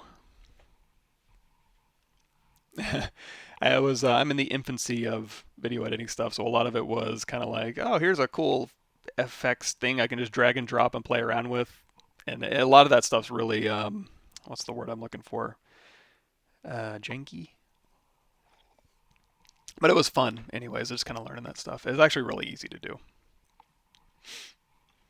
What's the difference between save as project and save as tool? So save as project, you go to File, Save As. It's going to save your document settings, your material settings, your lights. And also, if you have a bunch of stuff in here like this skull, this skull, this skull, and this skull, it's going to save all of this. And it's going to have a huge file size because it's saving a lot of stuff. What I tend to do is just, if I'm working on this one, I don't really care about these things. These are just things I loaded in or kind of worked on and cloned off and don't really need them anymore. I'll just go to Tools, Save As, and now I'm just saving these subtools, these visible subtools I have right here, and then the tool will save anything in your tool menu. So any UVs you have, any textures you have loaded, any poly paint that you've done, it's going to save all of your tool relevant stuff. So rarely do I need everything, because even my project will also save like your render settings and stuff too. But if I need to bring in render settings, I can just bring in a render set. If I need to bring in anything else or like document or materials, I can just load those up. I don't necessarily ever need them with my file. Of course, your mileage may vary. If your workflow is different than mine, which probably is, you may do file save as all the time and it saves you a lot of heartache. For me, I almost exclusively do tool save as. You can do that from this menu too. You can go file, tool mesh, save as. The other thing too is when you go to load a project, if I go to like file open, it's going to wipe all this out. So if I'm just doing like, hey, I'm working on this skull and I want to bring in, where are we at? A project. I want to bring in this anime head. It's going to completely wipe out my entire project. Now there's a way around that. You can go load tools from project, and you go in here and say Z projects, and then you can take a project mesh and be like, okay, where's my anime head? And then you can just load a tool from a project so it doesn't completely wipe out your entire session. So that's kind of up to you. Hey everybody.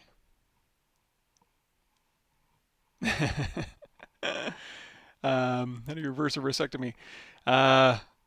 You know, snip snap, snip snap. If you want to, so this is the video I was talking about where it has a bunch of the sci-fi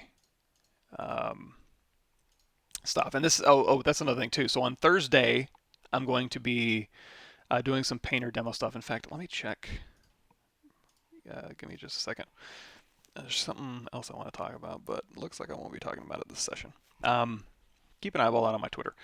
But anyway, we'll be going over on my Thursday channel, game res and baking and painter stuff and rendering and doing that kind of cool stuff.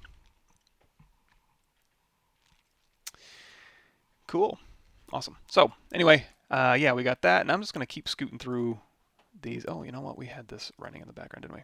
Okay, so we have this mesh here. So we can go through here. We can do, here's our shaded mesh and our, here's just our mesh geo. And let's see, did this one? Yeah, not too shabby. And then wireframe, that's decent. Okay, so shaded. And then we got this. So now we need to go and export this thing. Oh, no, wait, we got one more thing to do, which is build our texture. Generic, I think will be fine. 4096. Yeah. That'll work. This one will be pretty quick, I think. I always like to see where it's hitching. Yeah, this is more of a single-threaded process. Huh. This one doesn't really tax in much. The other cool thing about this one, though, is that when it hops into like more of a single-threaded process, it'll kick in the boost. There it goes. Oops. Now it's hitting its stride. And that's kind of the thing you have to weigh is like, do I want a higher clock speed or more cores? I can get the higher clock speed with more cores when it goes into the boost clock. When I just have one CPU, when it's just activating like 1 or 2, or in this case like 8 cores, it would go into boost just because That's not too many on this thing. It's not going to tax it too heavily. But yeah, so we can. So we got the texture built. So let's go in here to File, Export. We can export the texture. Let's go ahead and export the model. And let's throw this on our desktop here.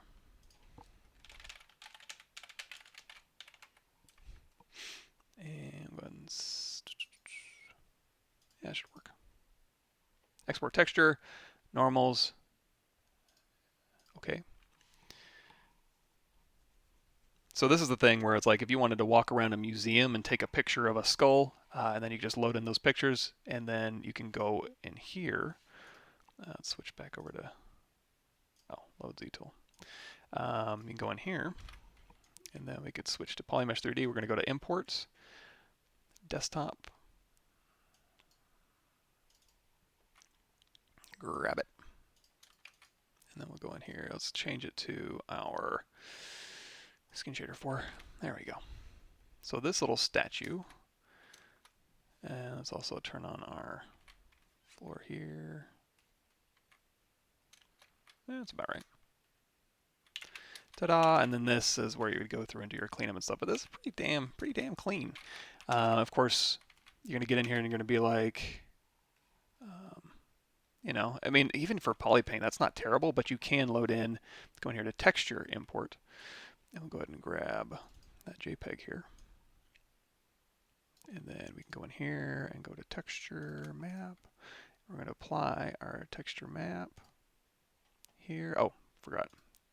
ZBrush likes things flipped vertically. There we go. So now we're getting that real resolution. So we turn the texture off. There's our poly paint. That's our vertex color information. And then this is our texture resolution. So again, if you're just walking around a museum and you want to grab like, oh man, that's a really cool Tyrannosaurus Rex skull, just walk around it, take some pictures, throw it into Photoscan or Reality Capture, and then there's your reference. As opposed to, you know, trying to finagle photographs. If I was trying to sculpt this, I would be like, well, I'm done. How easy was that? All these photos were taken with my old camera. So I have a Samsung Galaxy 8 or 9, I forget which one. And then this was like with my 5 Galaxy 5 or 6 maybe. So yeah. Let's see, how's the Ryzen work? I feel like I already need to upgrade from my 2700X. So this one, the 2990WX, had the NUMA nodes, and it had early on. It had some issues with Windows scheduling, kind of doing some weird stuff. Sorry, Whiskey's getting. She needs to go outside. I wasn't able to take her out this morning before my live stream. But basically, yeah, the 2990WX had the Force NUMA node, so it didn't have direct memory access, and it was good. It was a good if you had a program like Photoscan that was like really taxing the CPU, it would work great. However, if you had programs that didn't really have distributed workloads capabilities built in, it would be not quite so hot. The other great thing about this, and this goes back to that, what I'm really noticing all across the board is, let's go to my videos here, is the PCIe 4 on this motherboard here. So yeah, this is the direct memory access and stuff like that. But basically the motherboard here, everything that's plugged in to this thing. So I have my NVMe drives plugged in that are super duper fast on PCI. Those are PCI 4.0. The RAM is 3600 speed RAM. The CPU it has 144 lanes. I think. Well, I mean that's how many lanes it has total, but I think usable is like 88 or something like that. But plenty, I should say. And then what else we got in here? I'm trying to think what else. It's all in here. It's all in the video. Just watch the video. But yeah, I'm actually noticing all of that combined, like the faster RAM, the faster CPU. This is actually has a higher clock speed than my 2990WX, and it distributes the workloads better, and the boost clock is higher. So when when I just have programs that are only utilizing a little bit. In fact, we can talk a little bit about this. So if I wanted to do, let's turn on the floor here, and we're going to go into our render settings here. And we're going to say, so under render properties, we'll go ahead and do AO and shadows, and then BPR AO. We're going to take this, I don't like a super blurry AO, so I'm going to turn that blur down. And then we're also going to take that strength up a little bit. And then under the shadow here, we're going to take that strength down a little bit, and we're going to take that angle up just to kind of make it so that the further away it gets from the object, it blurs out more. And we're also going to crank the raise up so we don't get banding. And then we can go through here. And then when I go through and render this, even ZBrush, which, oh boy, that did it faster than I thought I was going to. Let me see, perspective. Let me turn that light this direction. Oh, we didn't turn on AO. That's why I was like, that was too fast. Basically, oh, we have AO turned on. Damn, that's fast. Let me try that again. Because normally on like a very, obviously if it's already set, it's just going to re-render that. It'll get up to about 75%. Of course, if it's rendering this fast, it doesn't have a chance to. But it actually distributes perfectly fine. And then if you wanted to go in here and do your filters, I'm not going to do these because it's going to mess up my shadows. It's going to, I mean, these things are almost instantaneous. So it actually distributes pretty well, and it has a lot of fast access. But you can see you can get pretty decent renders out of ZBrush. Man, just do it. And also in here in your render properties, if you needed to access to like, well, I don't want to have to deal with, you know, cutting this thing out or keying off a color from my background, that's all built in. So just remember that under your render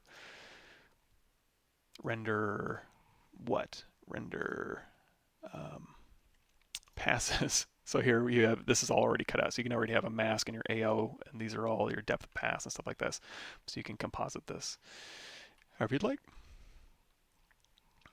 Dave Greco streamed recently. You mentioned you two know each other. Yes, I do know Dave. God, I'm trying to. God, it's been years.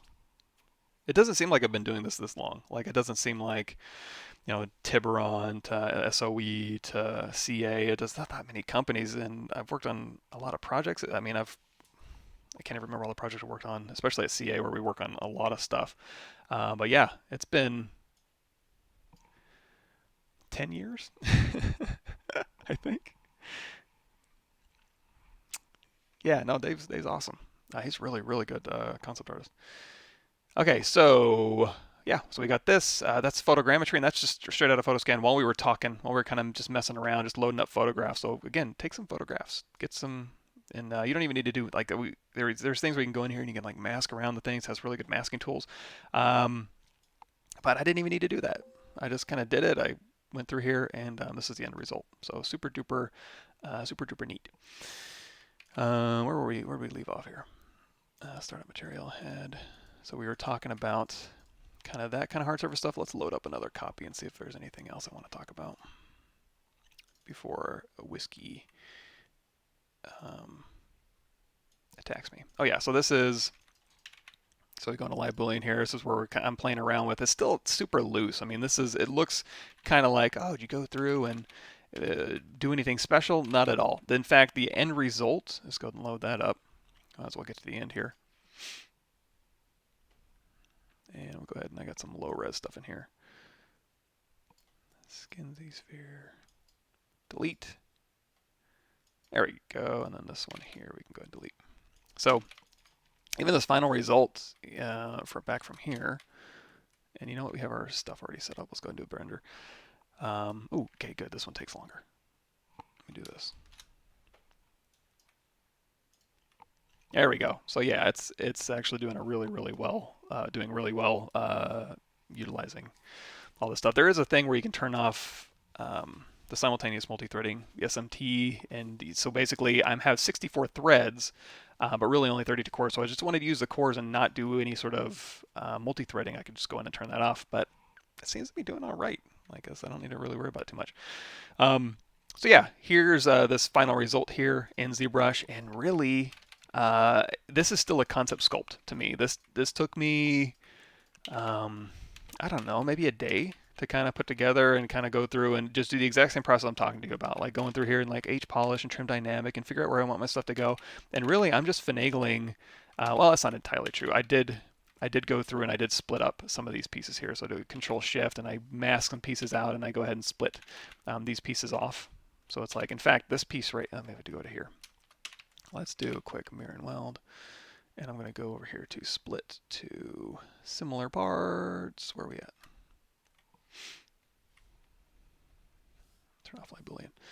So now you can see if I turn these off here, you can see these are the little individual parts. Yeah. So these are all the parts that I have split off. But even these ones, you know, some of these I did rebuild. I went with Z spheres and I kind of rebuilt them into like a subdivided subdiv mesh. But a lot of it really, let's go ahead and turn on dynamic for these. Yeah. And these are dynamic as well. But a lot of this is really still just kind of concept sculpty Dynamesh. So at this point, this is where, okay, I spent a day working on this. Do I want to take the time and rebuild this thing as an entire sub D? Now, depending on the client or depending on what the end result's going to be, maybe I would. But in reality, like I could just bake this off as a game res, and that's what I ended up doing. Is I was like, you know what, it's good enough. And this is where I would be like, okay, if I want to evaluate this in Engine really quickly, I worked on it a day. I want to get it approved, so I would go through and I just use like Houdini to go through and decimate down to auto UVs, throw it into Substance Painter. Yeah, I guess we can load that up too. Again, I'm going to be heavier in the Painter on Thursday. We can kind of play around with it now, I suppose. But again, just very quickly, get it done in ZBrush lickety split, and then we'll go to File, Open, and then you can even auto UVs. You can use triplanar. You don't need to worry about doing nice cuts or anything. And this is actually semi nicely UV'd, so take that with a grain of salt is what I'm saying. This is a little bit more playing around, but you can get an awful lot done. And then when you throw it into Engine, or in this case, you need to do like beauty renders, you can hop into iRay. Surprisingly, if we go into Edit, Settings, scroll down here, it uses the iRay hardware uses the 2080 Ti and the CPU, and it actually, I think this is the one that used CUDA cores here. Yeah, so it uses a lot of that processor, and also underneath here. Yeah, you can see that under the CUDA cores is where this thing really kicks in. So this one's very, very heavy on the CUDA cores and the CPU to get this kind of rendering done. So we can go through here. Let's go to this, and we'll go ahead and turn off, put that on a clear color there. And another thing we can do, we'll go in here. So we're going to crank this aperture up, and then we can control middle mouse click here. You can kind of you can focus in on those eyeballs. You can focus in on here. Some of this render time, actually most of the render time here is going to be spent on these teeth because I have subsurface scattering turned on. Let me just make sure that carried through here. If we go in here to our, I think it's everything. Yeah, subsurface scattering is turned on. At least in that is. But anyway, yeah, you can go through and very quickly. You know, this is basically, and again, more info on Thursday. But this is basically drag and drop. I went through and went into Substance Share. And Jamie did a T800 matte. So I just grabbed this, downloaded it, dragged it and dropped it onto my skull here. So if you hold down Control Shift and Alt right click, I got the skull matte here, and we just go through here and I'll just go through and delete all this. And then I can go through here and say T800 for my smart materials. Drag it right here, and there we go. Got a Terminator skull. If I want to apply that to my eyeballs, all I got to do is right-click this and say instantiate across texture sets, and we'll go ahead and just put that on my eyes. Boom. So now any changes I make to the skull matte, like, you know what, I'm going to go to this fill layer here, and we're going to take this metal color and drop it down just a bit. My eyes will update as well because it's an instance of that. And then on the teeth here, you want to make sure that you have subsurface scattering, you have scattering turned on, you have a scattering channel, all that stuff. But I'm not going to get too heavy into that. Going to get the 64 core 3990X? I don't think so. I think that, I don't know. Boy, it's tempting because again, if you're building lighting or you're doing any photogrammetry stuff or any heavy rendering, I mean, man, it's only and video editing too and video encoding and stuff is like, oh, that eats up a lot of your resources. Boy, that would be awesome. But at the same time, God, do I need it? No. But do I need it? Yes. No, I don't have Blender. I don't even think I have Blender on this machine yet. I need to get that loaded up. Do you mentor in any class? I do CGMA. So if you go to CG Master Academy, Pavlovich, I'm not even sure where I am. There we go. I do a CG Master Academy class. We do it's a ZBrush class, but at the very end we talk about external resources and stuff like that too. Multiple UDIM 4K texture. It's not UDIMs. You can certainly do UDIMs. I didn't feel the need to go that route necessarily, but it is set up into different texture sets. So basically, I mean, you could make every single one of these 4096 if you wanted to. I think the skull is, well, right now it's a 2048. But I can make that 4096. I mean, while I'm working, I can work at whatever resolution I want. I can drop this down to 512 if I wanted to, and just kind of work. But then usually when I'm just working in Substance Painter, I use 2048, and then when I go into export, I can go in here and I can export at whatever I want. So the skull, I would put it like 4096, and then the iris, I would probably drop down to like 512, and the eyeballs 1024, and the teeth probably 1024. And then I would throw this into, you know, wherever you're going, maybe V-Ray or maybe Unreal Engine, all that good stuff, and then choose what kind of file you want to export. Oh, actually, here's what I would do. I would go to File, Export Textures, and throw this into Sketchfab, and then just export that, and that would upload it to Sketchfab, and then you can go and you can click on it, and you guys can check this out if you want. That'll load up the model for you, and then if I go to full screen, I guess you can probably see that. Yeah, perfect. So here in Sketchfab, you can kind of play around with this. So I can go to 3D settings, and you can play around with a lot of things in Sketchfab. So this is the kind of stuff you can post at an ArtStation or post it a lot of different places for like a 3D version of your model. And then you won't be able to, well, let's see. Crap. I need the settings over here, and I can't see that when I'm in full screen. But basically, I guess I can make that a little bit better to view here. There we go. Something like that. So you can go through here and you can change your different settings and what kind of background type you want. Do you want an image in there? Do you want a color? Do you want an environment? And then in your lighting, you can change what kind of lighting environment you want to use. You want to change that to like pine tree arch or a church. And then if you want to change the brightness in that, and if you want to use the environment lighting at all, and if you turn it off, you're going to see I have actual lighting built into the scene. Let's go ahead and turn that brightness down quite a bit so you can play around more with the lighting here. So you can load lighting presets. So I can go in here to like, here's a low key lighting preset, or here's an evil genius. I think this is one I used. And then here's 3-point lighting, fairly standard. And then default fairy camp. Oh. So yeah, full moon night's kind of a cool one. And then you can go through here and you can click on any of these lights and you can change the direction that they're coming in. And also one thing you may want to do is turn cast shadows on. That'll kind of set it in there. And then once you get into, you know, metalness, your normal map, if your normal map looks weird, go in here and flip your green channel here. Also make sure you activate subsurface scattering on those teeth. And then you can do like screen space reflection, which is kind of cool. You get those eyeballs kind of reflecting nicely. Screen spaced ambient occlusion. Looks like I could do a little bit better job with that one. Depth of field you can turn on. You can turn on chromatic aberration. Kind of give yourself a headache a little bit. It's kind of neat. And then of course like bloom and stuff like that. So let's crank that up. Whoa. We'll go ahead and exit out of there. We don't need to save any of that. But anyway, yeah, you just export it straight into here. And there you go. Pretty fun stuff. And again, this is a concept sculpt. So don't be confused where it's like, oh, did you spend weeks on that and rebuild it and make it all sub Ds? No, there's no point. If this is just going in a game to be evaluated, this is fine. There's nothing wrong with this, right? At least I don't think there is. But if I did want to go into like IMAX quality and go through and rebuild all stuff, I could. But even then, it's like, what am I gaining?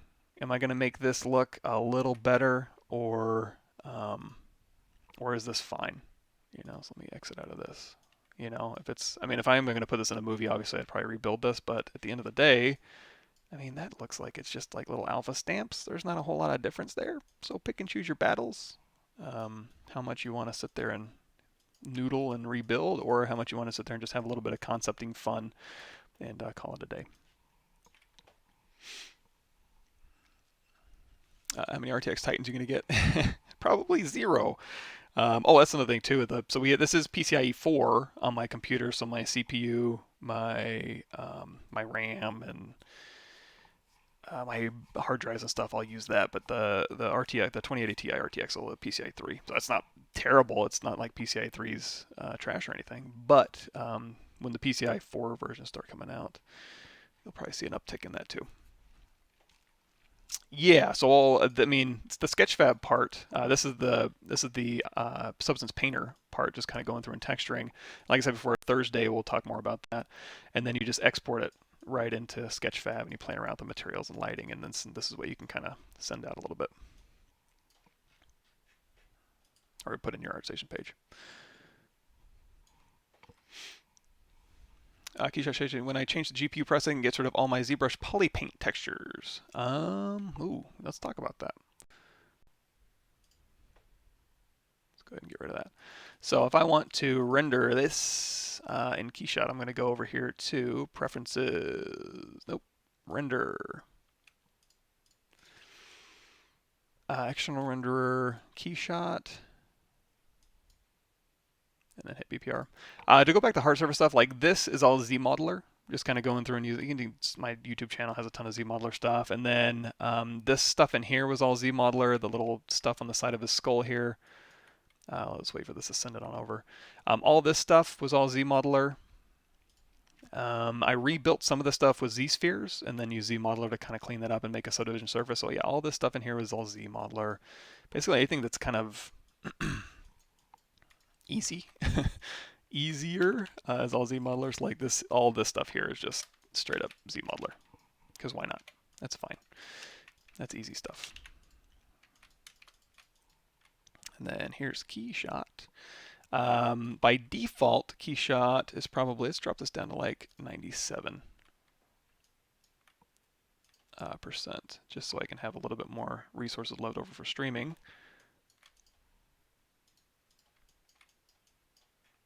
Oh man, did I? Hold on. Preferences.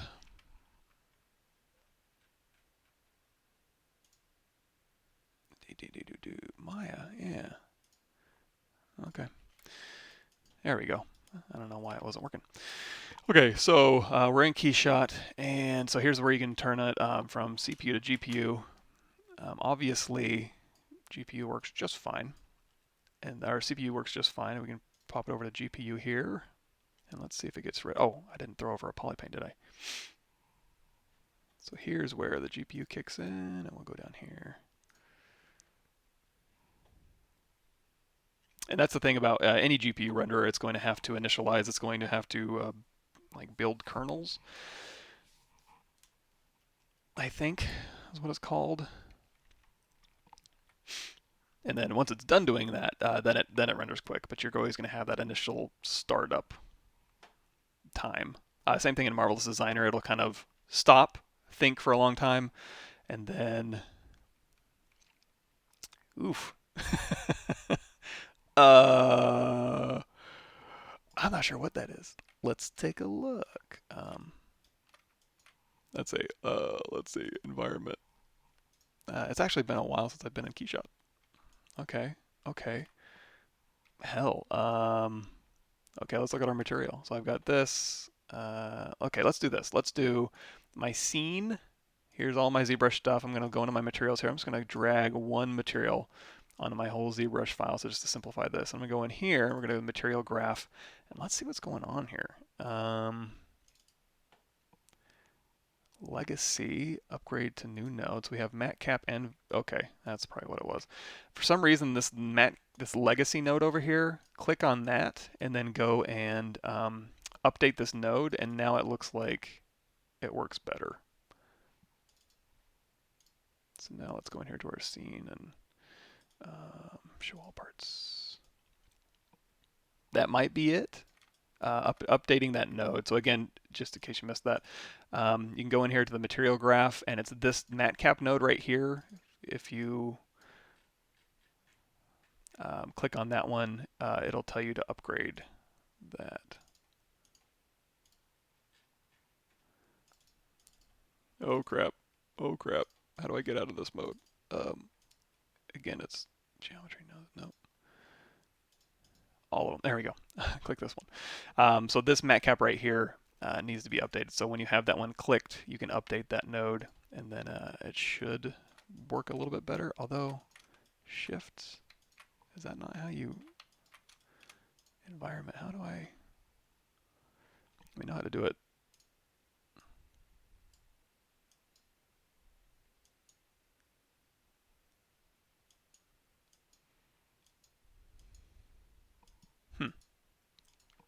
Anyway. 31. Okay, yeah. And then while you're using GPU, it's gonna again, it's like I think by default you're not even gonna see that. It's gonna be like copy, I think, and you're not gonna be like, hey, what part of my GPU is it using? It's only using 18%. Go over here to your CUDA nodes, and you're gonna see that's where it's really taxing it. So okay, that should be the thing. So now if we go over here, let's do glass material. Let's see how fast it renders that with. This will be the really, let's do glass solid. And we're going to go over here to lighting, jewelry setting, and then we'll go into our glass here, and we'll say that to 1, and maybe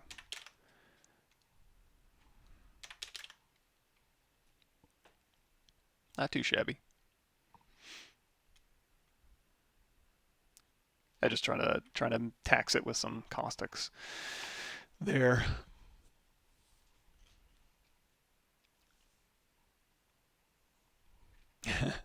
So yeah, and there's always going to be caveats between like CPU and GPU rendering. The GPU stuff is going to be a little bit more memory bound. It's going to be kind of dependent on what kind of memory you have on your GPU. And there's occasionally, like in V-Ray and stuff, you'll see stuff like, oh, these particles may not render correctly on a GPU or something like that. So there's always going to be kind of, eventually it's probably going to be all worked out. Just wait for this to kind of finish here. But at the end of the day, you know, kind of pick and choose your battles. And but yeah, so it looks like just that node needs to be updated by default. Gives you tiled maps in GPU rendering. Okay. Are those spokes near the cheeks done with Z spheres? And how did you flatten one of them and change the shape from non-organic to just pure cylinders? You do them all with Z modeler. Let's take a look at that. Let's go ahead and we can pause that. All right, we can just close out of that. I think we solved that problem. So now these things right here, we go back to this head. Essentially, we did that trick where we kind of pulled those in, and then on top of that, just going in here to my brushes, hard surface alphas, I grabbed these off. These were alphas that I got off Gumroad, but then I converted them to multi-select. So now I can just, instead of having one alpha loaded for a brush and having to go into my comma key and load in a bunch of alphas and switch between them, I can just very quickly go through, or I can just hit M, oops, and click a different alpha. So if I wanted to go through here, and let's load up, I think I can find the exact one for that one as another base, this one. So I can hit M, and it was probably something like this one, and we can drop that Z intensity down, and then we can go through here, and we can just hold down Alt. We can just kind of plop these bad boys in there. Now you can also use masking for this if you find this is a little bit trying your patience as far as like getting these things completely lined up. So in this case, I might do something like Smart Transpose Mask. So we're going here to, let's hit Y,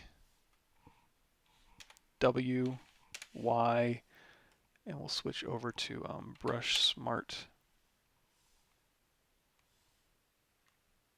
We'll look for here. Oh, Transpose, Brush Transpose Smart Mask. And then underneath the alpha for this, we can just grab that brush alpha. Now if I hold down Control and drag, I can go through and I can just position this alpha. Let's turn off X symmetry. So now I can just go through and be like, okay, I want my alpha to go right here. Invert that, and now I can just use inflate or deflate or use transpose to kind of push those in. So it might be a little bit easier for you.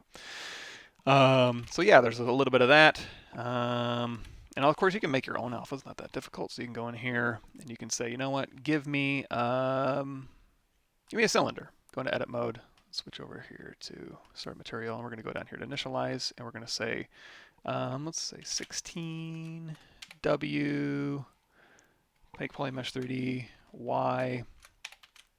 Oops. We're going to go in here to extend.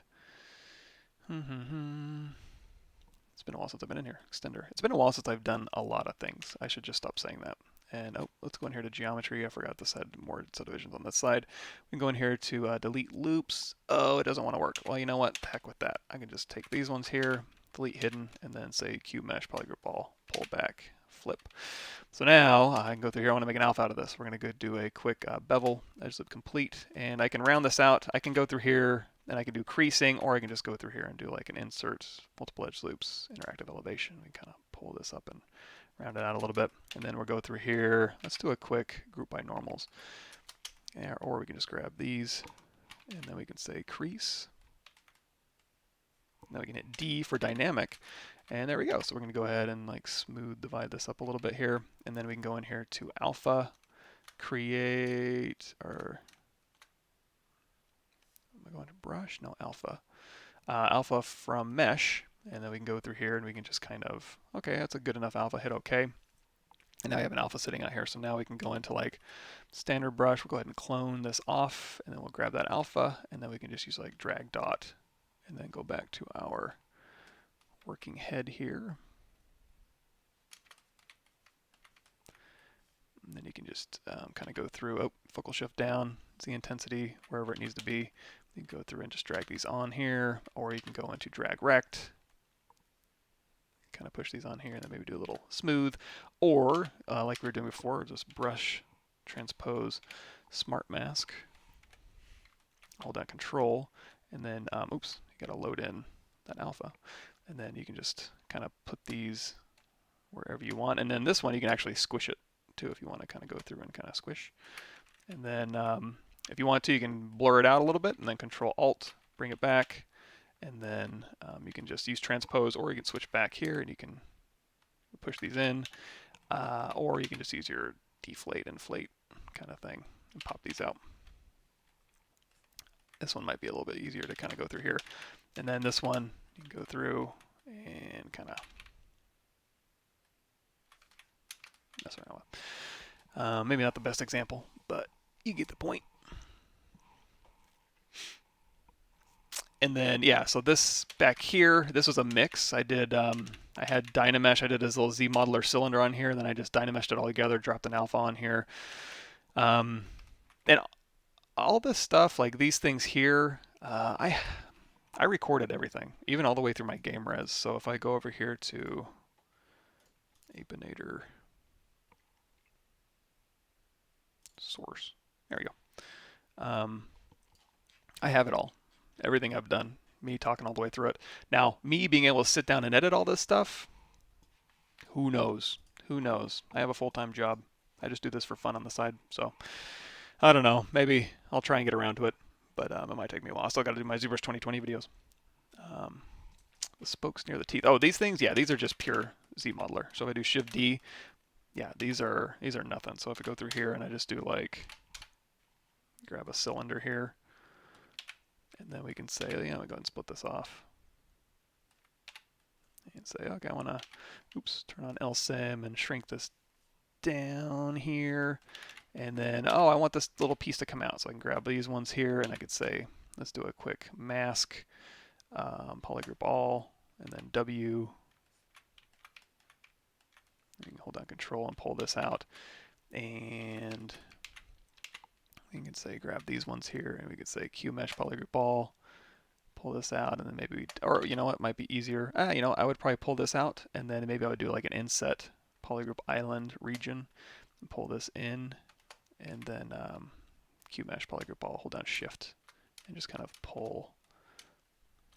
Let me do a quick, hold on. Mirror and weld. There we go. You can kind of pull along this angle here, and then if you want to, again, just keep doing maybe another inset here. Inset polygroup island region, and then maybe pull in another inset, and then Q mesh that back here, and then if you wanted this to be a little bit rounder, again, you just go and bevel that out, and then you could round that off, or you can just leave it and do it in your creasing, or you can go in here and you can do like insert single edge loop, and then maybe bevel edge loop complete here, and then in here, you could just Q mesh this straight back, like that. I prefer usually to go in here and do another inset, just to kind of give me, oops, looks like I'm working a little bit too small. Whenever it starts behaving like that, I can kind of, I'm working at a very, very small resolution here. Let's see if that'll help. Inset polygroup island.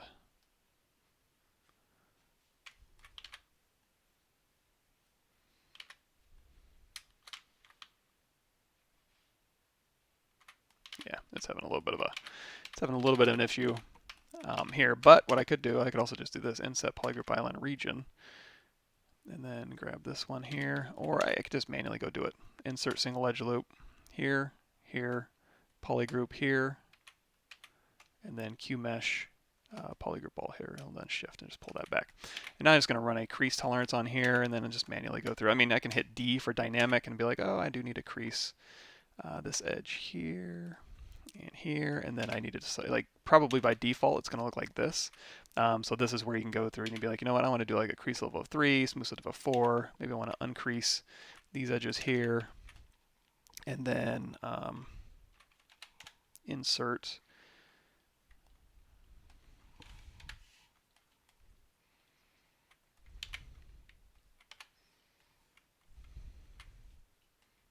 oh, that's buried in there. Insert one of these things here. There we go. There you go. And then, yeah, so that's just like this type of stuff here. And then these are just cylinders and spheres. There's nothing fancy going on in there at all. Same thing for this. This is just a bunch of cylinders I made, and then I bridged between them, and then I just extruded them. This is just an insert mesh brush. So nothing fancy. Is Houdini that good in preparing non-deformable mesh for game ready, or is Houdini better comparable, for example, decimating complex shapes and manually fixing? It's similar to Decimation Master as far as like deformable meshes. For non-deformable meshes, deformable meshes, ZRemesher is better, but there's, I mean, you can try it. You can download Houdini Indie and just give it a shot and see. And the other cool thing about Houdini is you can just use the defaults and be like, okay, let me just game res this using whatever nodes they have. But you can also go through and be like, okay, I want to find my edges on my hard surface or my high res geometry, and I want to. If you're using ZModeler stuff, it has a very, very nice, it'll game res down based on your edge loops. But also, if you want more information on that, it's on my YouTube channel. There's a whole playlist on somewhere in here. Where it is. Houdini Game Dev Toolset. Go through there. I mean, it's not everything, obviously. Houdini is a very, very complex program. But it's kind of some basics. You prefer ZModeler or regular model? I've been meaning to try ZModeler since people are telling me it feels much better once you get over the awkward controls. The only thing you need to get over in ZModeler, in fact, I hate box modeling in other programs simply because they don't have a concept of polygroups. Like, you can have selection sets, but those are trash. You know, it's like if I want to go through here and I want to make polygroups of stuff, or I want to do group by normals and use these polygroups for modeling purposes, it's super easy. And the only thing difficult about ZModeler is learning, let me see if we do a group by normals. Well, the only thing difficult is learning where these things are. So when I go to inset polygroup island region, I can do that very quickly. If you're trying to do this, you're probably like, okay, wait, inset, where's inset? There it is. Okay, where's polygroup island? Oh, there it is, region. Or you'd probably do each poly first. You'd probably be like, oh, dang it, region. Okay, and you're going to be super slow and super stupid.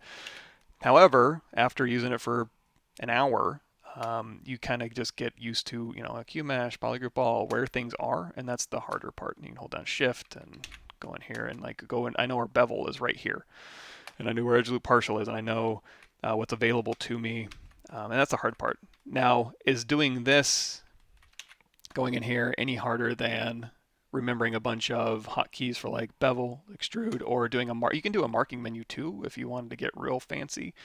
Like in Maya, you do like shift right click and you can go through and have all your operations available to your Blender. Have marking menus, or like Blender's just a ton of hotkeys. For me, I like hotkeys, but man, within reason. Any reason why you didn't use Live Boolean instead of ZModeler? I wonder if it's just convenient for low poly process if you start with ZModeler. Yeah, if it's just simple stuff like this, there's no point in using Live Boolean. And if I was to use Boolean on this, I'd have to do a lot of cleanup for my game res. Or same thing with this. Like when I'm just doing this, yeah, just model it if it's simple. Now, if you're doing very complex shapes, then yeah, Live Boolean might be a little bit easier. But you're gonna pay the price of having to go through and make a game res, unless you're just gonna decimate it down or auto game res it. In this case, doesn't matter. Morph UV target is not working once I dynamesh my subtool. Yeah, Morph UVs rely on having the same geometry. If you change the vertex order, there's nothing to morph to. A morph requires 2 vertex positions, and if you have a vertex position where you save a morph target, and then you completely change all your verts, it's not going to morph to anything. So you can't dynamesh with UVs at all. In fact, yeah, if you dynamesh your subtool, you're going to lose your UVs, number 1. And number 2, even if you're just morphing, you can use history project when you dynamesh, but that's just a projection. That's not a morph.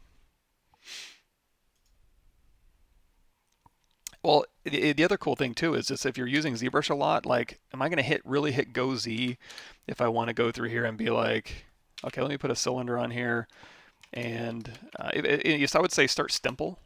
Or it's like, let's say split mass points. Yeah, just start simple. It's like, okay, I need to make a cylinder. Well, I need to make a cylinder. Well, I need to put a bevel on the cylinder. Well, I might as well just do it in here. There's no point in me Go-Zing and doing a bevel. And then eventually you get to the point where it's like, you know what? There's no point in me going into another program to model any of this. Now, I could make an argument for like if you need to cut across very complex geometry with like n-gons and that type of modeling, sure. Or even then like going into like a CAD modeler and doing some crazy stuff. Absolutely.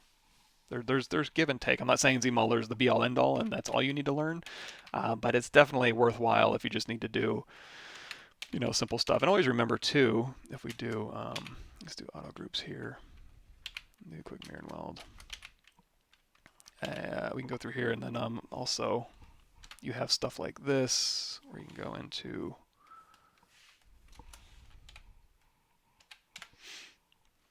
Boolean meshes here. I always like to steal like something out of here.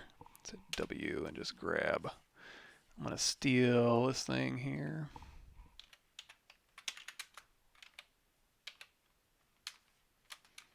Control Shift X. Oops. Shrink. Delete hidden. Brush. Create insert mesh new. Remember which one I was working on here. There we go. You do have mesh fusion capabilities on here too, so you go through here, you can push that in, control drag again. Let's go ahead and turn off SMT. There you go. So you can go ahead and fuse these together, even though I probably could have made a better choice on using a higher res cylinder, or if I wanted to kind of push this in. So instead of doing like a Boolean mesh and having to clean that up, I can just have this, and this would be much easier to clean up than the alternative. In fact, before I do that, let's do this. Let's hit D for dynamic. I'm going to go ahead and run a crease tolerance. Let's drop that crease tolerance down a little bit here. I'm going to put in, say, crease level of, I'm just going to max that out. And we'll say smooth subdiv of 1. Apply. delete lower. And now if I go through here, that should work a little bit better. That's a little better. So now you go through here. Now you can do it like a crease PG, turn on dynamic, and then we can say crease level of 2, smooth set of 3. And now you can work with just polygons as opposed to other stuff. Cool. Alrighty, everybody. It's 8:10. Need to take these girls out. Thanks, everybody. And again, on my channel, PavMike, twitch.tv PavMike, or my YouTube channel, I'll be streaming more of the painter side of things on Thursday. So I'll get out of your hair. You guys have a good day, and I'll see you Thursday on my channel.